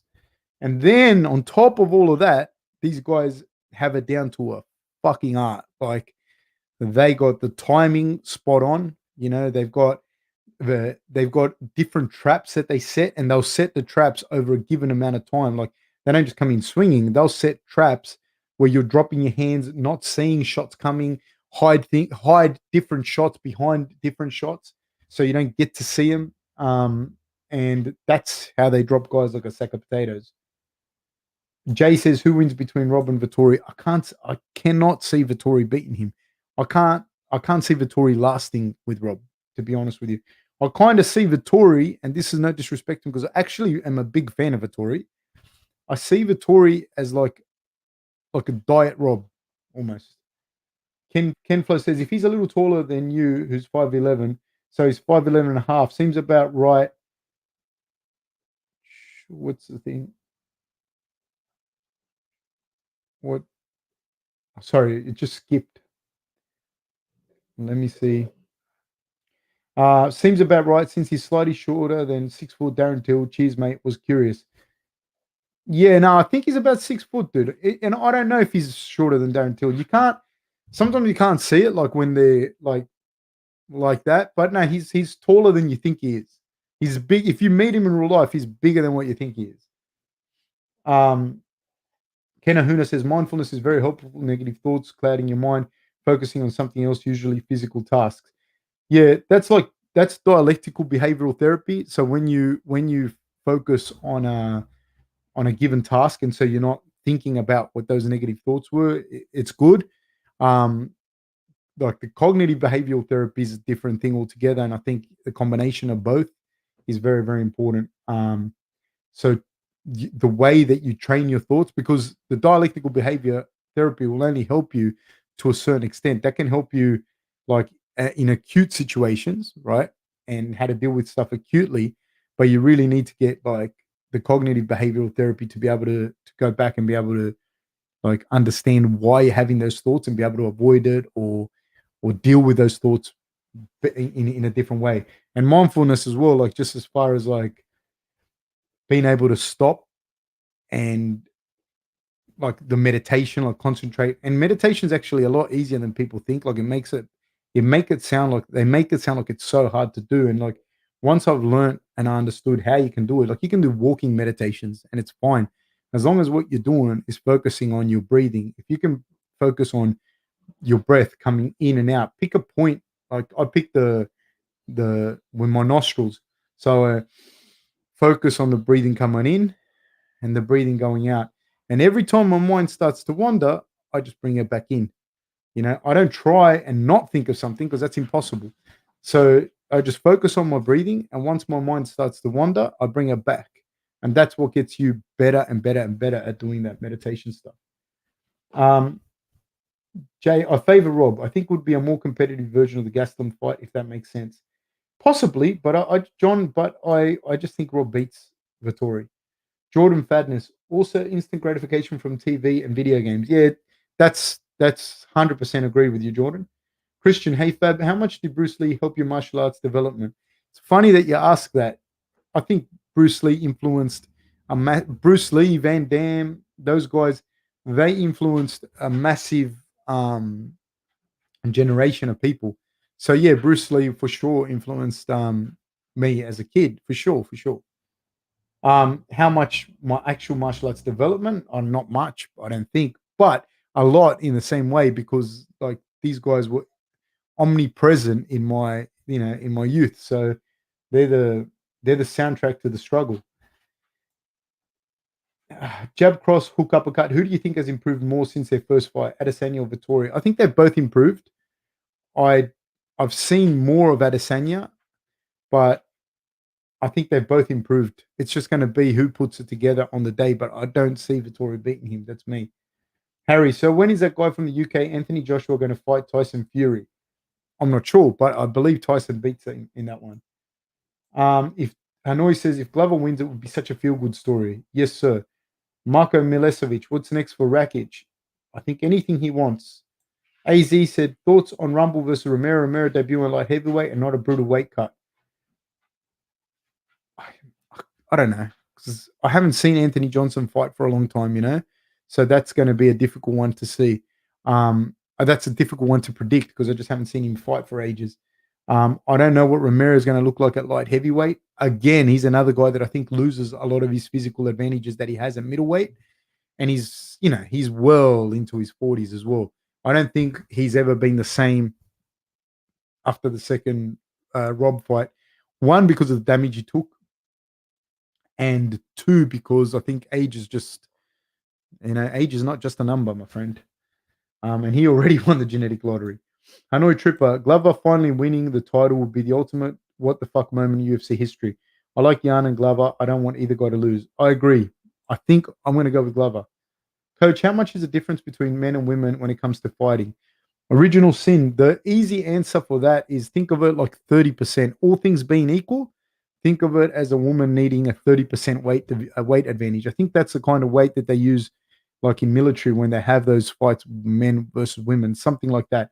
But regardless, it's pretty accurate. Like a grown woman physically and athletically is like same, everything the same, is like a 16, about 16-year-old boy. And you can see it in like, you see the running times. Uh, you could take a girl that won the gold medal at the Olympics and you put her in the under 18s men and she won't medal. You know, she won't medal at nationals.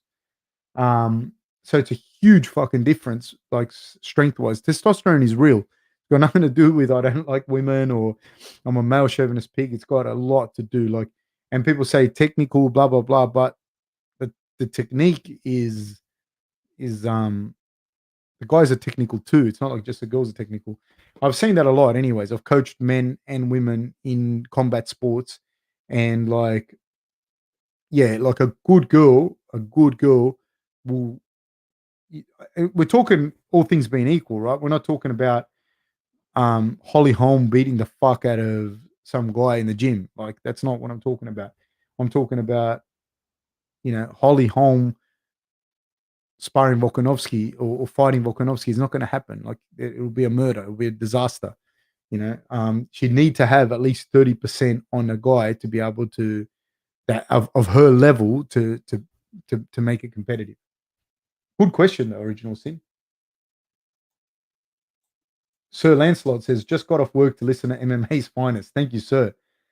Brutus M says, great insight and advice as always, Fab. God bless your family and you. Thank you, sir. And right back at you. I really appreciate it, man. John Danon says, are there any UFC 262 undercard fights that you're excited about? I'm really excited about Burgos Barboza fight. Both men are probably going to get injured. I don't know, man. There's some good ones there, man. I don't know the undercard fights right there. I just when you were just talking about Barboza, I was thinking like Barboza is always someone I line up to watch. I love watching him fight. Um, Marcos Milosevic, Rakic would pump Adesanya my brass. He says, um, I don't know. I think Adesanya is a little bit too slick for him, but I appreciate how patriotic the Serbs are. My first job ever was making chavapi, so I've always have a connection to the Serbians. Um, Dad says Izzy will win again. Could. Marko Milosevic says Adesanya should stay at 205. I don't know. Juice says, sorry if you've talked about it already. Does Wiley get an auto rematch? I don't know. I don't know. Original Sin says, hello, doggy. Oh, yes, the dog. Yes, he's a good boy, that dog. Sorry, mate. I had to skip a few. Beetlejuice. Hey, Fab, did you ever drink or smoke in your partying days? In fairness, man, I didn't really have partying days. So I never really smoked. I never really drank. I worked in nightclubs and that. I didn't drink. I didn't smoke. I didn't. Um, no, I didn't. And I never really partied. So I'm a bit of a boring person. Um, so, okay. Oh, jab, hook, cross, uppercut. Thank you, sir. Thank you so much for the support. You guys don't understand how much the support helps. Any and all donations, they do help immensely because, as you see, everything you see, it costs money. It costs money to put up the things. So I love doing the show as well. So any support helps a lot. Um, okay. I'm just skipping a few guys. Hanoi Tripper Fab, do you think men should take estrogen in their 50s for better heart health? I read women live longer due to the benefits estrogen gives their circulatory system. I'm not a doctor, dude. I don't know. I can't comment on that too much. I'd say that women live like they have a higher life expectancy as well because men also take massive fucking risks as well. Um, and they engage in more risk taking behavior as well. I'm not saying instead of, I'm saying as well as. Vittoria reminds me, John says, Vittoria reminds me of Prime Bisping, well rounded, middleweight, muscular, but has really good cardio. Not the hardest hitter, but he throws nice boxing combination to tire out throughout the fight. Agree, John. Agree. Agree. Agree. Agree. Agree. Agree. Agree. And he's a guy that, like, maybe he doesn't look spectacular, but maybe that's how he wins all these fights. And maybe he beats fucking every middleweight like that. I'll be back in a second.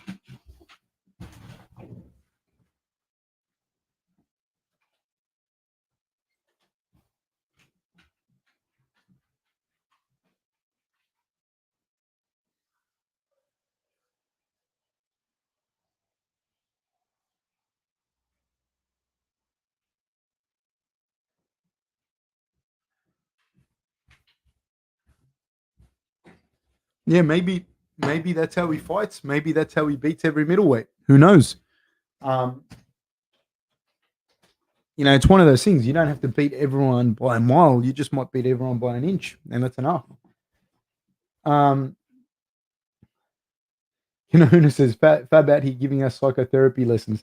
Not at all, man. Not at all. I'm just saying things that I've worked out for myself, that people have helped me with. And sometimes I wish, like, fuck, I wish somebody had told me that, when things were pretty bad.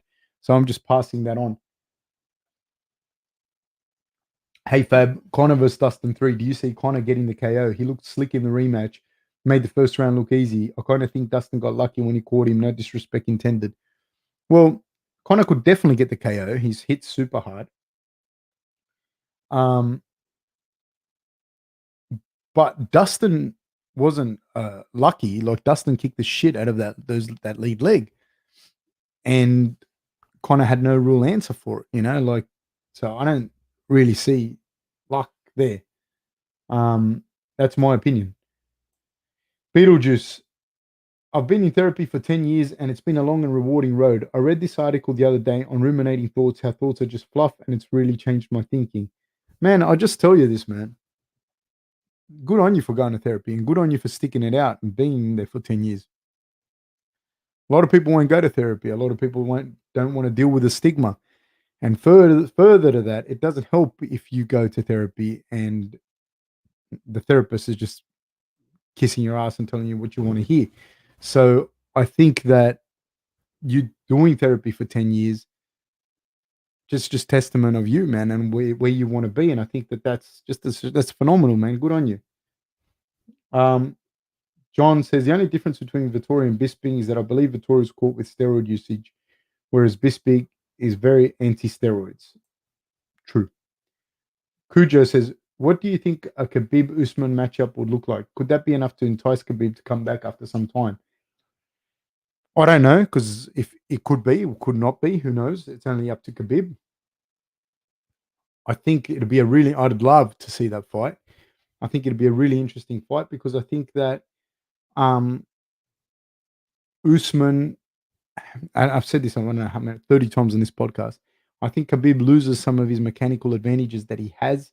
He's generally always the bigger guy in the welterweight division, in the lightweight division, and he won't enjoy those mechanical advantages against a guy like Usman, who has a very similar game in some aspects to him. And he's very measured, is Usman, very measured, hits very, very hard, um, and he's very methodical. So maybe Khabib can do it to him, maybe he can't. I don't know. So I don't think Khabib would fight Usman or someone like that at welterweight. Matteo Bianchi says it was a lucky shot because Masvidal was clowning. First of all, it wasn't a lucky shot. He'd been setting that up, and if you watch the when I did the commentary, I was talking about that level change in that right hand that he was setting that up earlier in the fight, and he was doing it across a bunch of different ways. But the level change, he kept selling the level change and trying to come up with the right hand and his right hand to the body as well. Um, on Masvidal clowning, like if a fighter's clowning, that's on him. It's got nothing to do with you. So no, it wasn't a lucky shot. There's no such thing as lucky shots, anyways. Um, John says crazy that Rumble is about to make his return. Last time Rumble competed, Rob hadn't won the interim title yet. Yeah, man. It's I can't. That's why I can't. When people ask who do I think will win, I can't give you a proper answer on that. Juice says I've gone from 80 to 150 kilograms, 80 kilograms to 150 kilograms, up and down these weights a few times in my life, and my mindset during weight loss is fuck the world. I can be nice, but I needed that chip on my shoulder. Is this unhealthy? Is what? Look, honestly, I don't know. I don't think going 150 kilos is healthy. That's the first one. Um, I think it's good. It's healthy. Not it's healthy. It can be helpful to have a chip on your shoulder where you're like fuck the world, blah blah blah. And I've done that in at times in my life. But you also have to have an off switch for it, and you have to have a plan B, and the plan B is going to be your long term plan that's going to carry you through because you can't exist in a productive way with a chip on your shoulder. You can't exist with that kind of thing. You can, people say anger's not good, hate's not good, all of that. You can use that negativity, that hate, that anger to spur you forward and give you that extra energy, but it's very short term. It's a very short term fix. And you got to be careful that you don't start creating a habit where you always need to have something to hate, something to be angry at for you to be successful at it. So I think long term it's probably not healthy, I think you probably need to find some ways around doing things that you enjoy and your relationship to those things, whether it's eating healthy or whatever. That's one thing. But then you also got to think like, what is it that is making me balloon back up in weight? Um, and addressing those things as well, like addressing how you're coming down in weight and addressing the things that are making you go up in weight. And my weight fluctuates when I'm not feeling good in my head, but nothing like that. Like I might go from 79, 81 kilos to 93, and at 93 kilos, I'm fucking fat. Like, not fat. You would have seen me in the podcast. So my face is just a little bit like thing, but it's a lot for me. Like 93 kilos, I feel it. Um, yeah. Hey, Pip Dennison. Sorry I'm late, Hefe. No, sir. Thank you for coming on. Pip, I missed your call, brother. I'm sorry, man. And I will call you as soon as we're done here. Bodybuilding News says 14-year-old boy is faster at 400 meters than the Canadian Olympic girl that trains here in town. Yeah, that's my point. Like, when people are talking about when they're talking about Ronda Rousey fighting men or whatever, and I'm like, dude, there's guys in local shows that would beat the fuck out of her, like bad, like really, really, really, really bad, you know. And that's no disrespect to her. That's why women are women and men are men, like Amanda Nunes fighting like a man that's a champion. It's a big difference, dude. A real big difference. She's a fantastic female athlete. Joseph says, Coach, what's up? Almost missed the stream. It was you asking me for story of the week, right, Joseph? Before, is that correct? Um, AZ says, in your opinion, was there any fault in Weidman's technique when he threw the leg kick, or was he just simply unlucky? Then people are going to say stuff. They're gonna slow things down. They're going to say this is what he should have done, and blah blah blah. Tyron Spong broke his leg like that. I think Cephus broke his leg like that. Um, Anderson Silva broke his leg like that. There's a whole bunch of people that have broken their legs like that, and some of these guys are just phenomenal kickboxers with amazing technique. These breaks happen, I think that a lot of that's got to do with how hard you're throwing the kick, where him checking it, where he checks it, and the angle of your leg in comparison to his check. That's got a lot to do with it. It's not just how he checks it; it's how you kicked. Doesn't mean that you kicked wrong. It's just in the cosmos how your kick landed on that check. And I think Chris was just super unlucky. He threw it, and the way that it connected with the knee, because it wasn't a huge check either by Uriah. Uriah kind of stepped into it and it hit the knee. Had that have been a couple of split seconds off, um, 1 inch off, you know, you could have seen Uriah have the Jimmy Crute special done. So that's the fucking game. You know what I mean? Like you're throwing leg kicks. That's what happens. Like people talking about calf kicks and the rest of it. And I've said it the whole time. Like, man, somebody checks that calf kick, they're breaking your leg, man. They're breaking your foot or your leg. And that's the game. John says, kind of weird thing that I've noticed besides Cyborg, the hardest female punchers in the MMA are lesbians, Andrade, Nunes, etc. Yeah, but there's girls that hit fucking hard. Like Holly Holm hits hard as well. Um, Shevchenko hits hard, dude, as well. Um, so yeah, I don't know. John says, "Do you think Sterling should have been in the best acting category for the Oscars this past Saturday?" Serious question. Honestly, I disagree with him copping that much shit because I'm a massive Peter Yan fan. He's probably at the moment my favorite fighter. I love the way he fights, but I think that shouldn't have been on Sterling's hands. I think that if that was an illegal knee and it landed so flush in the head, the ref should have called it. You know what I mean?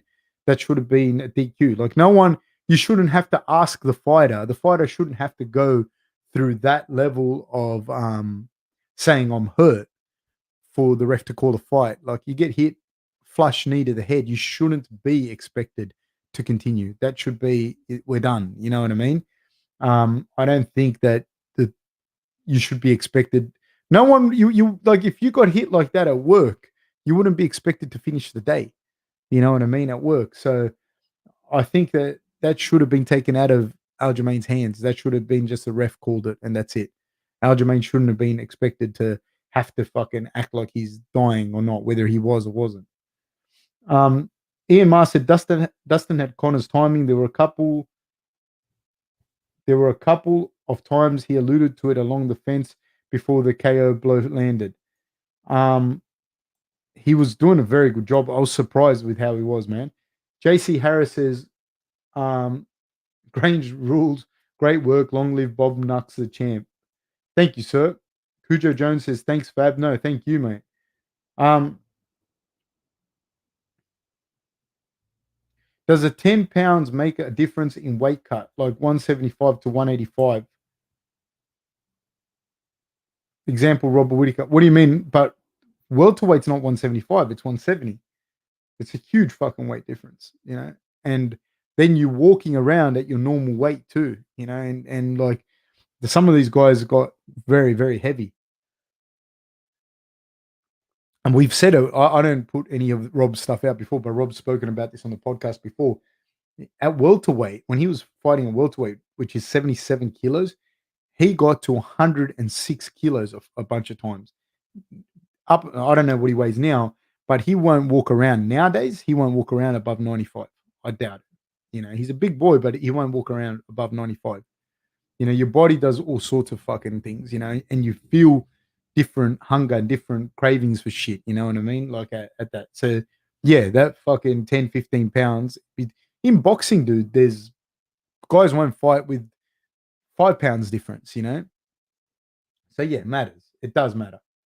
John says, do you think Oliveira will be the underdog for the upcoming title fight? Personally, I'm rooting for Oliveira because he's been grinding throughout the years in the UFC. Yeah, Chandler's been grinding it out too, though. I don't know who'll be the favorite. I don't know who deserves to be the favorite. Chandler looks like he's murderous too, though. They both look great. I'm really pumped. Yeah, Ben Bob, 10 pounds makes a massive difference in a weight cut. Huge. If we're both walking around and that's our weight and we agree to fight, 10 pounds, maybe it makes a difference, maybe it doesn't. But as far as a weight cut, 10 pounds, it's fucking huge, dude.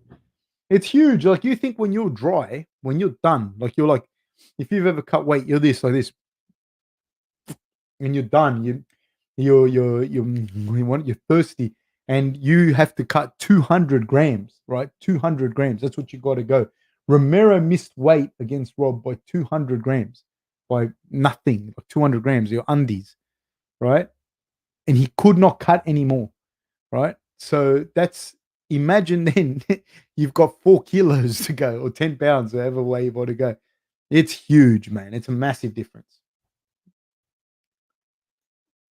Um, so the Sesh Lakeshore says awesome performance out of Malkoon and Rob. Scary fight to accept for Malkoon, especially after his last bout. Impressive.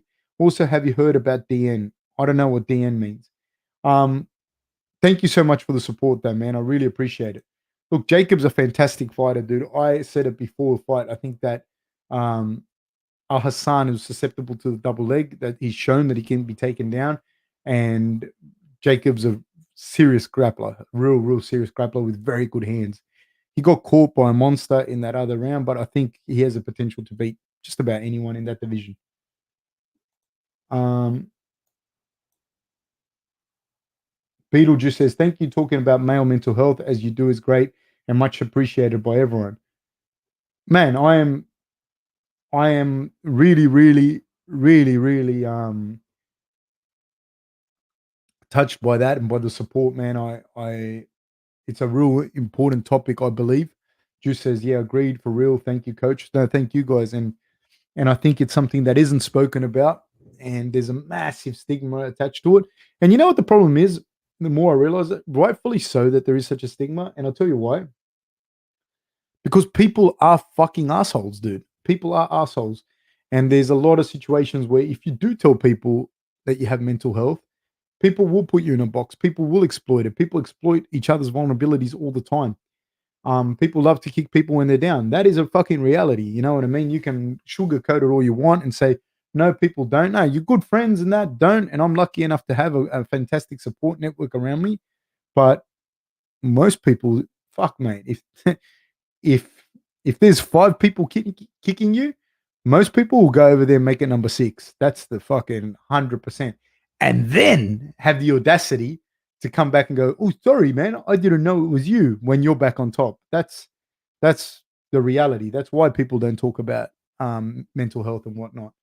Um, and so I'm glad to be able to have a little tiny forum that I have to be able to speak to people and hopefully, people understand that everyone goes through it and, that hopefully this is a safe environment, especially you guys that are, have pseudonyms to talk about it. And I think it's great. Oh, speaking of surfing, Pip Dennison says, just called to see how the surf was. Pip Dennison is one of my life mentors and surfing coaches. And Pip, the surfing was really, really good, man. I caught two waves today all the way in. I caught one all the way in, and I caught the second one. And for those that surf, I'm not a good surfer, man, so it's big for me. I caught the second one like I was in the break, like in the whitewash. I was coming down, and then it merged with a wave that was breaking. So as the wave was breaking, I I got on the face of the wave. So I was now I'm like parallel to it. I'm no longer facing the water. I'm now facing across the beach, and I'm now gone across the face of the wave. No bullshit.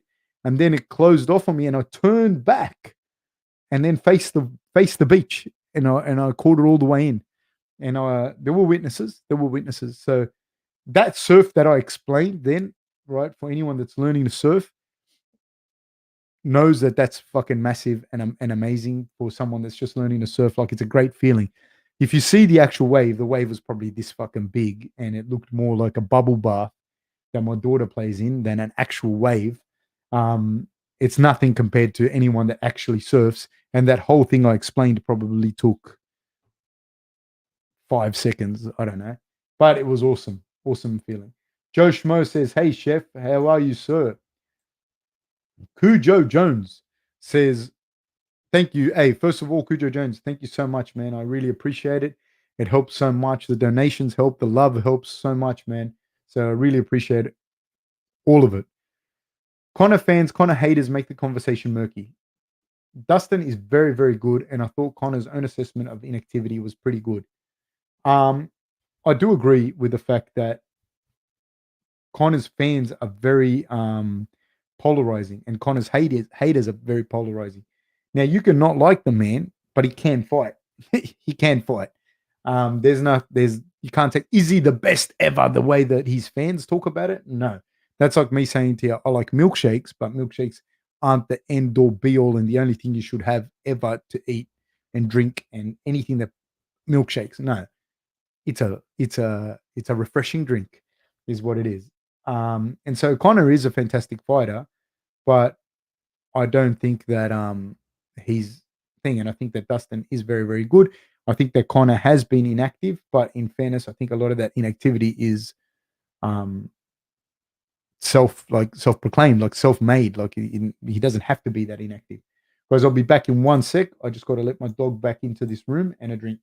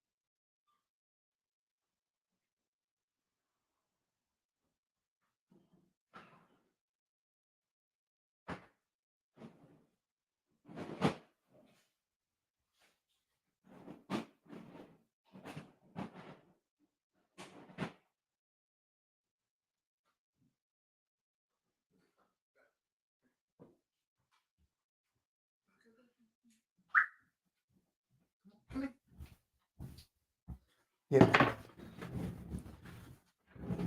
Sorry about that, people. Um, yeah, I just had to go get him. Hey Fab, what are your thoughts on starting BJJ at 30 years old? Am I likely to get injured often in the sport? Depends on who you roll with. It depends how you roll. It depends who you have and what your ultimate objectives are with that particular sport. Um, how you choose to pursue it as well. Like, are you just gonna, you know, on you as well? Do you have pre-existing injuries? You know, are you genetically right for that sport? A whole bunch of stuff. Generally, jiu-jitsu is fairly safe, but it is hard on your body. There's no denying it. Um, just be careful is the one thing I would say to you. Like, I don't know all the other factors and all the other variables. I don't know how much time you have. Um, and that's, yeah, 24. But Zane, it all depends, man. Alex Collar says, I'm about to start at 24. We'll be right, mate. Yeah, generally, I'd say to you, you'll be right. 24 is very fucking young, though. And it depends as well what else is going on in your life. You know, I don't know what you're doing at 30. If you're at 30 working two jobs, got a wife, kids, and you're super busy, it's not the same as being 24, maybe at uni, maybe you live with your parents. I don't know. You know, it's a big difference. So I don't know the variables. I just say to you, be careful. Make sure it's the right place. Make sure you enjoy going there. Um, I'm just going to skip a few guys. Sorry. Jordan Fadness says, okay, Super Skunk says, Coach, what's the biggest robbery you've seen in MMA? Robbery. I don't know. I've seen close decisions. I've seen decisions that I disagree with. To me, a robbery is Roy Jones Jr. at the Olympics. That was a fucking robbery. I haven't really seen anything like that in MMA that I can think of right now, but I could be wrong. Might refresh my memory.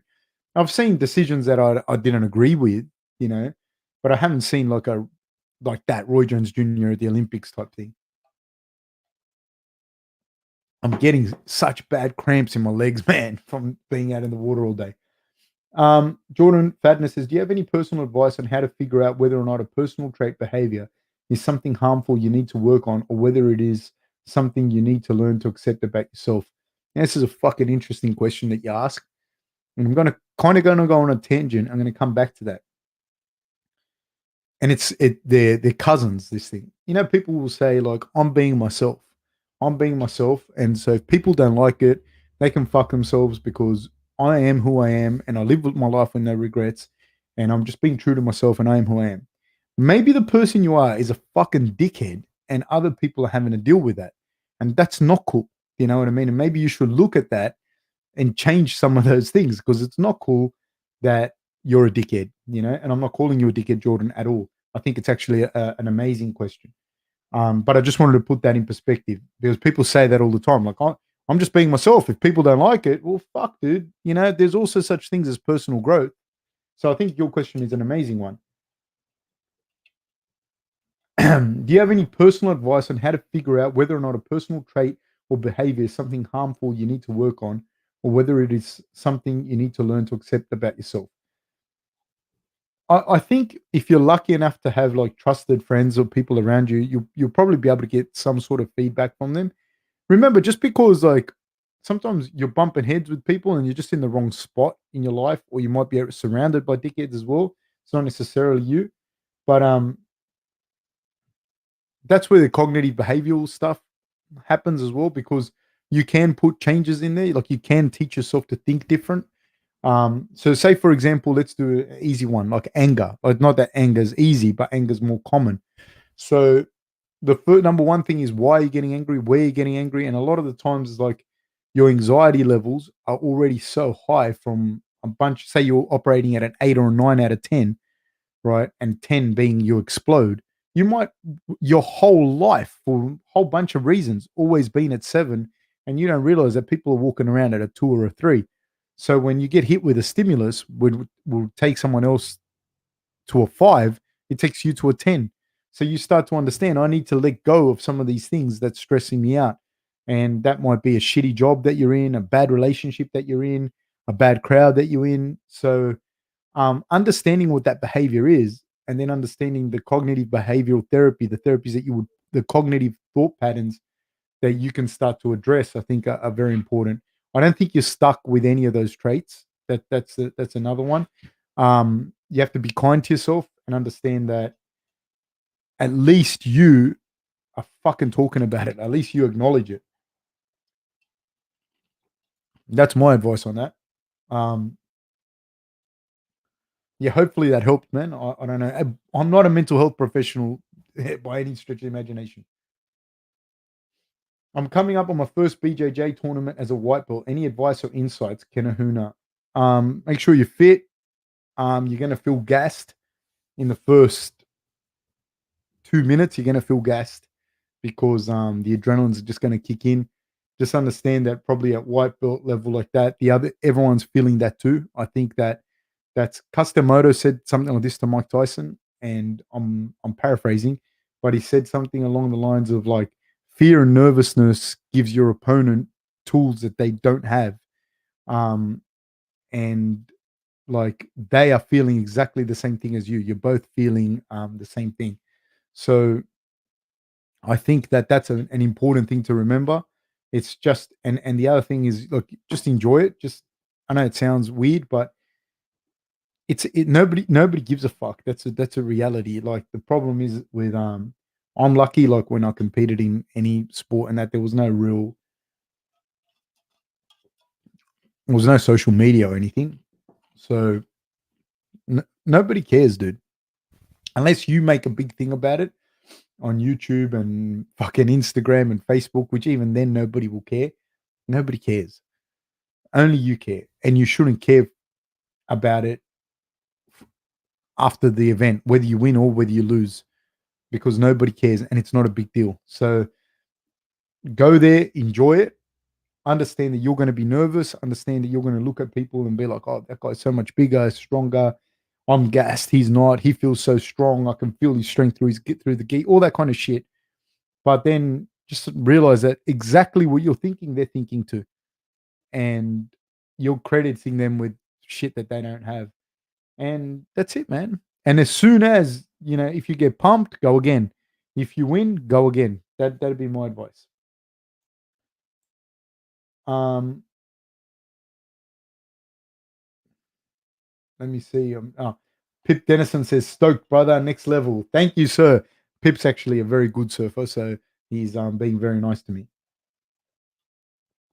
Kenahuna says, "Did you participate in tournaments?" Yeah, and heaps of them. Heaps of them. Got pumped a lot of times. Economy says, "Milkshakes are supreme." James Ortega says, "Can you see me?" I can. James Ortega says, "Is there anybody on this television show?" I don't understand what you mean. Juice, just enjoy the positive rock salt vibes for the moment at James. Oh, I see when I got up. Yeah, sorry, man. Sorry, James. I had to go get the dog. John says, although Holm and Shevchenko have knockouts, none of them are one punch knockouts. Majority of the KOs are from their head kicks, etc. Nunes and Andrade kill girls with their fists alone. That's true. That is true. That is true. Fitzy says, what is Alex Volkanovski like behind the scenes? I met him briefly at a meet and greet in Adelaide, and he was super nice to me. Was up for a chat. Yeah, like he's a nice guy. Like that's it. Like I don't like I'm not saying Alex isn't a good guy. He is a good guy. But even if he wasn't, what do you expect me to say? That no, he's a fucking monster. Like he's a nice guy, Like he's what he is. I the only thing I'd say to you is don't put too much on who these guys are. They're just human beings, man, and don't don't hold people like to something just because they can fight or run fast or play football. Juice says Manscaped used code Fab for 100% discount. Thank you, sir. James Ortega says, have I ever been kicked in the nuts? Dude, the worst time ever that I've been kicked in the nuts, I was in kindergarten and Matthew Galea, who ended up being friends later, but he kicked me so hard in the balls, man, that to this day, I was 5, to this day, I remember that pain. That's, yes. Um, Athos says, morning Fab, I agree. How are you, sir? Alex Collar says, "Hey Fab, Kiwi bloke here. Recently been through some mental health battles since my father passed away a month ago. Oh fuck, man. My condolences to you, my friend, man. I can't. Fuck, man. Sorry, I haven't even read any more of that. Just you saying that, dude. I'm fucking devastated for you, man. I can't imagine losing my father. My dad's 81, and sometimes it hits me that he's not going to be around much longer. And dude, it fucking crushes me, man. I will miss that guy so much. I'm getting emotional now, so I can't keep going with it. Um, your videos plus some inspiration from John Danaher have inspired me to start BJJ. Man, anything to help you, dude. Like you do need. That's one of those spots. We've been talking about mental health today. That's one of those things where um, that that mental health stuff really helps. Like the uh, dialectical behavioral therapy in that short term really will help you with that. Like doing BJJ, I feel helps. I'm not going to lie to you. I'll tell you something. I don't think I've spoken about this before. My mother had cancer in 2001 or something like this. I'm gonna guess. I can't remember exactly, but I went for a few years. And one of the things that helped me through it was grappling. Like I would go to like jujitsu in the mornings and then go to wrestling at night, and I'd wrestle at night and do jujitsu in the morning and do weights in between and run and ride and competing triathlons and just train all the fucking time. Um, I can't even begin to even like nowadays, I would not even think of it, to do it. But, I used to do like 30K runs, you know, 5K swims, competing triathlon. I wasn't great, but I'd compete in it and do jujitsu and wrestling in between. And yeah, it was just I had to deal with that because I couldn't deal with it any other way. So I think it'll help you a lot, man. And I wish you the very best with your mental health battles, man. Like that shit's real, and the loss of your father is scary. Um, my Toby says, "Hey Fab, looking good as always. Thank you, sir." Hanoi Tripper says, "That's a good point. I had an ex who would say, 'That's me, take it or leave it,' to excuse her passive aggro, subtle bullying behavior. Took me a while to mature, but I booted her ass and was the best decision." Yeah, man. Like when people say that shit, it's like, nah, dude. And the thing is with women, dude, they can be just as abusive as men. It's just the problem is that it's a very hard thing to quantify when women are abusive. Like it's easy with a guy, like if he raises his voice or hits a woman, of course, I'm not condoning that behavior, by the way, or saying thing, but women's like psychological bullying a lot of the times is very, very destructive. Like you know, very, very destructive to people. Um, Kyle Graves says, "Oi, Fab, what's up? Crazy night of fights here. James, don't be a jerk, man. Troll somewhere else." Oh, yeah. All good. Thanks, Kyle. I appreciate it. Mandeep Singh says, "Hamzat next fight." Well, somebody said Nick Diaz. I'd love to see that fight. Stink Dot says, regarding Jits at 30, started myself at 32, 100 kilograms down to 82, feeling strong, happy, and fertile. Best move I made in recent memory. 100%, man. If it's a right martial art for you, don't put pressure on yourself either, man. If you don't like it, don't do it. Go do something else. But if it's a right martial art for you, you're going to fucking love it. Jiu-jitsu. So, or wrestling or whatever. But don't put that pressure on yourself. Another thing for me, I'm 41, dude. I'm 41 and I started surfing like last year. And dude, I can't paddle out, right? There's older ladies, like women in their 60s, paddle right past me.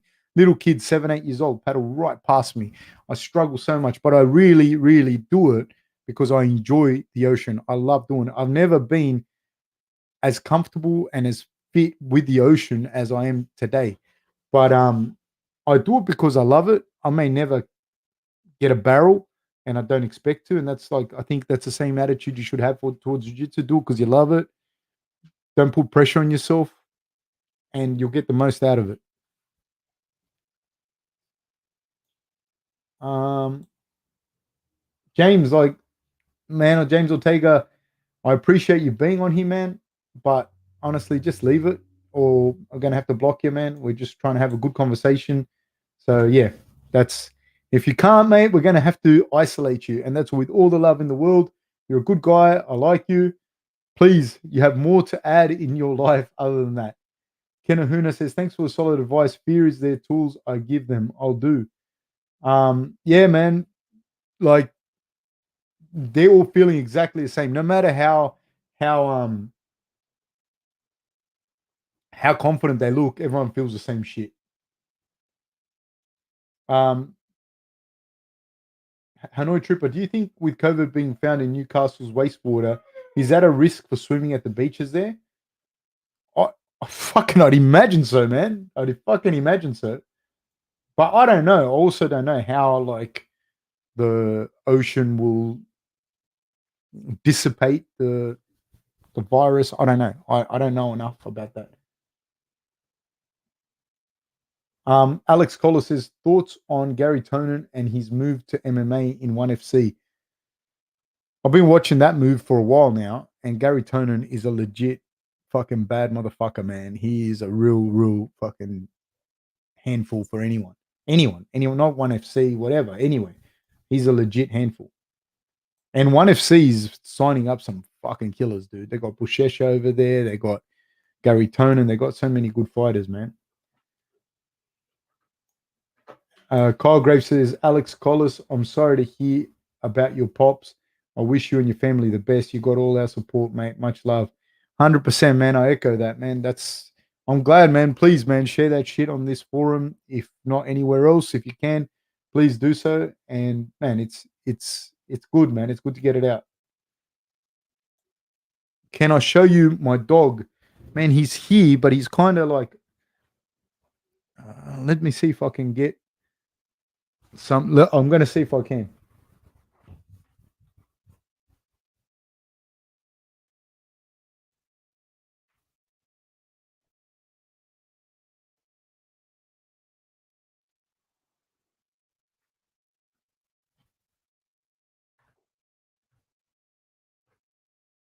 I fucked that up royally, and that's why people like me will never be allowed to touch.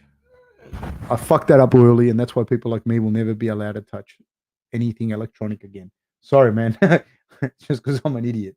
I will try if he comes around this side where you can see him. Oh, there he is. Let's see if he'll come over here. If he comes over here, yes, it's up to him. Really, I can't move the camera. I tried to move the camera to show him. Um, if you want to see him, go on Instagram and go to Rupert the Rebel at Instagram, and that's his Instagram. Super Skunk, Rupert the Rebel.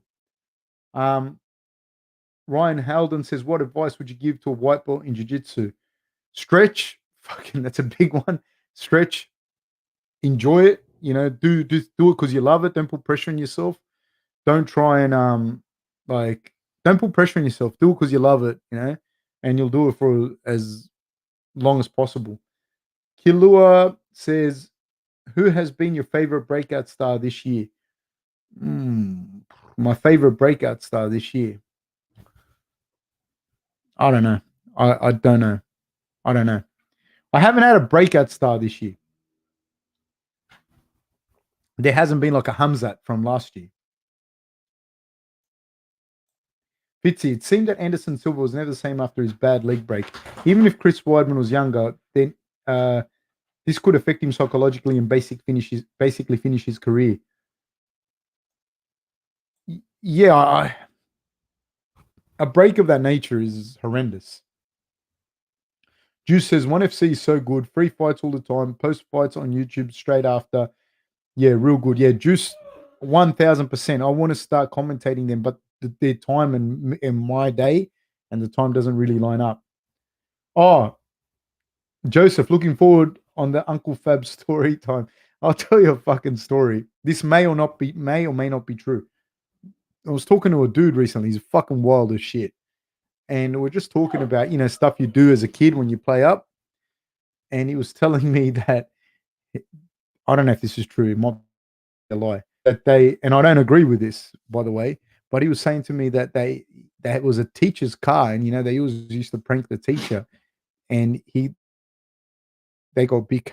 And anyone that knows Illawarra knows that there's a line here that that goes, like, there's a train line that goes all along the waterfront, and these dudes they they they got a cable, like a big thick cable, and they tied it around the teacher's car, and they tied that to a coal train. And if you know what a coal train is, you know that those things won't even feel that there's a car. And the train towed the teacher's car away. And I was sitting there in shock because I'd never done any shit like that, and I couldn't believe that he fucking said that. And that's pretty bad. Hanoi Tripper says, how should I deal with a new instructor at my old boxing gym, which I just returned to, who is a bit of a power tripper? Even on the bio, he said he's found his calling, as was previously bullied. Um, I think that you should not put pressure on yourself, not feel like you have to stay. If you don't like it and you're not happy there, leave. Leave the gym. Like, you know what I mean? Like, you don't have to put up with that shit if the guy's probably not a bad guy, but it sounds like his issues have issues, So I would probably say to you, at first try and talk to him, because a lot of times when you talk to someone, that kind of breaks that sort of thing down, and you realize you have a lot more in common than you do. Most people are pretty cool, but if he's a dickhead, just leave, man. That's honestly the truth, or avoid his classes. Alex Collis, thanks for the love. All the mental health thing is a tricky game. Being tough for the others you love, including my younger brother, is a hard part. I'll be dragging him along to BJJ classes too. Yeah, man. Remember to be kind to yourself, Alex, man. You have to be kind to yourself. Steve Booth says, g'day, coach. Kyle Graves says, I'd say breakout star would have to be Crute. Homeboy had drop foot and fought harder against Lionheart. That's insane. Man, fuck. Yes, that was pretty amazing. Super Skunk. I'll leave that question, man. Original Sin says, which is the hardest to be good at with the same amount of time and effort? BJJ, boxing, Muay Thai, karate, or wrestling? They're all different, man. They're all really different, because are you asking, you can look, the problem is with boxing and that you can look really, really good. And let's call it striking versus grappling. With striking, you can look really, really, really good on the pads, and you can do that relatively quickly. With BJJ and wrestling, it's fucking hard. Wrestling is hard, especially if you're not really built for it and you don't have like the gymnastics ability for wrestling. It can be quite hard. But all of that changes with striking. All of that changes when you start getting hit. That becomes very, very, very different. It's not that, so that evens it out. Like, physically, it's not that hard. I've been holding the mitts for my wife, and she's starting to look good. She can, like, and she's like never done anything. She goes like 1, 2, slip, right hand, ducks under, right hand, left hook. And she's looking good. Looks like, but real, if you hit her, that would all go to water. She's not got no interest in fighting or getting hit. And so you see that a lot with people, So striking is very hard, man. It's very technical. And the price you pay when you make a mistake in striking is way worse than jiu-jitsu or wrestling. You're not going to get pinned or just choked. You're going to get knocked the fuck out if you do the wrong thing. So they all got their own reasons why they're hard. There's also a reason, dude, why jiu-jitsu, sport BJJ has hundreds of people there. Because, like, you can compete in a really safe way, that in boxing, you can't really, you're going to get concussed. You're going to get your head punched in if you do the wrong thing.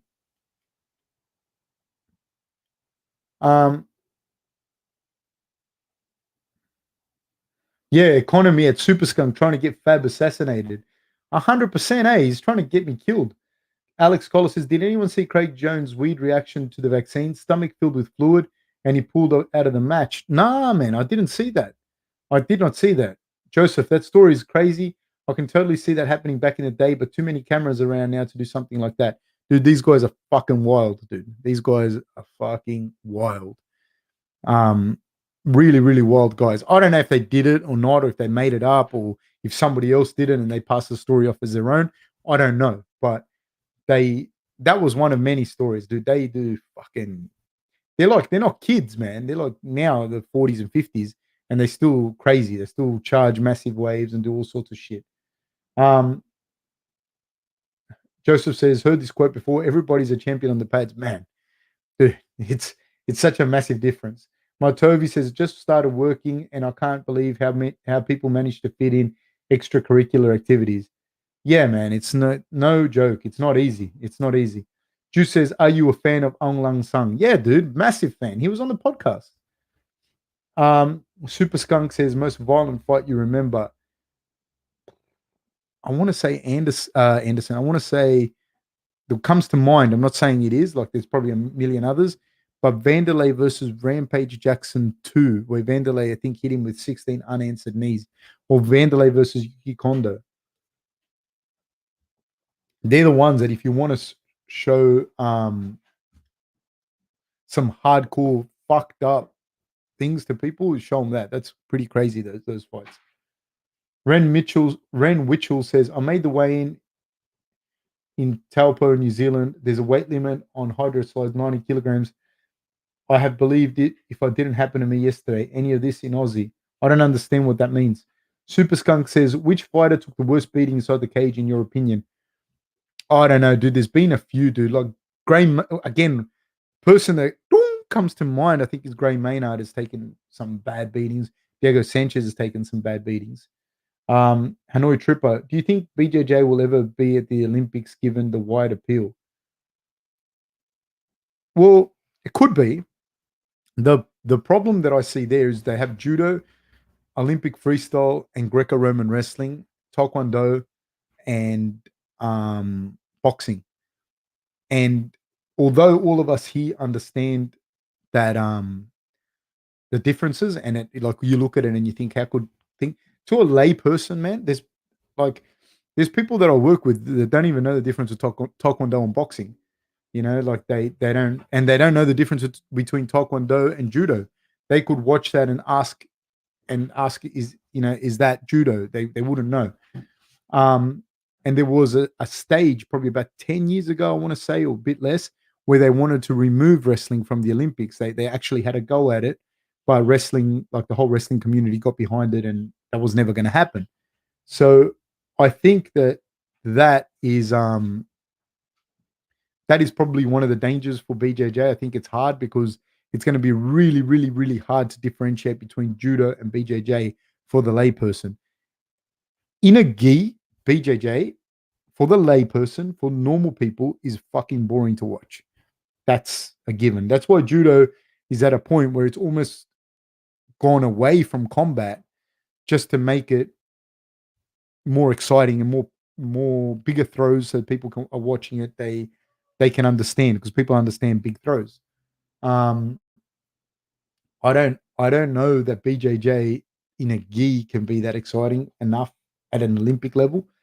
No gi BJJ, maybe, I don't know. Again, then you run into that risk of people not really differentiating that between wrestling, say, you know.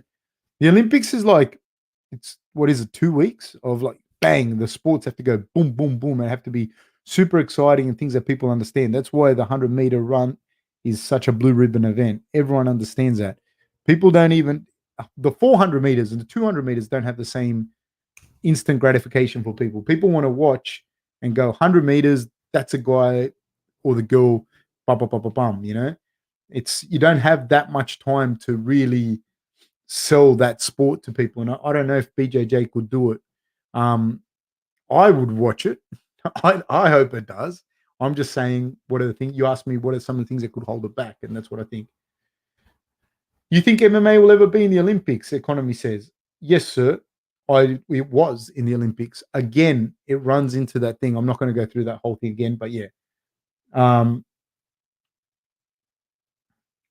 Sorry, guys. I will be going past a few different ones. Hanoi Tripper says Spider versus Rich Franklin, knees to the head was bad. Yeah, rearranged his face. Super Skunk, top 3 favorite meals. Taste wise or just in simplicity to make wise? But I'm going to go like with all of them. fried rice, the way my wife makes it. She does an amazing, amazing fried rice, and it's a very versatile dish. So fried rice is right up there. You can have it like you can put as much protein in as you want. You can put as much veggies in as you want. It's easy to take with you. It's easy to heat up. Everyone loves it. Fried rice, number one. Um, I like burgers. I'm quite partial to burgers. Um, and I like sandwiches too. You know, those three like easy meals you're asking me, right? Not anything. But then I love like lobster, fresh seafood, and that all that kind of stuff. But three, you're asking me three meals, three easy meals like that, yeah. Um, okay, guys, I'm reaching the end of this, so I just want to say, guys, thank you so much for everything. Say thank you so much for watching, for supporting. I love doing it. Please like, subscribe, hit the notification bell. Um, it's a lot of fun doing it. I love doing. I love being here and just talking shit with you guys, and talking about fighting, talking about mental health, talking about you know things that people do. So I really want to thank you guys, man, and from the bottom of my heart. So thank you very much, and I hope I see you guys soon. Join me this week for the fights as well, guys. Take care. Bye bye.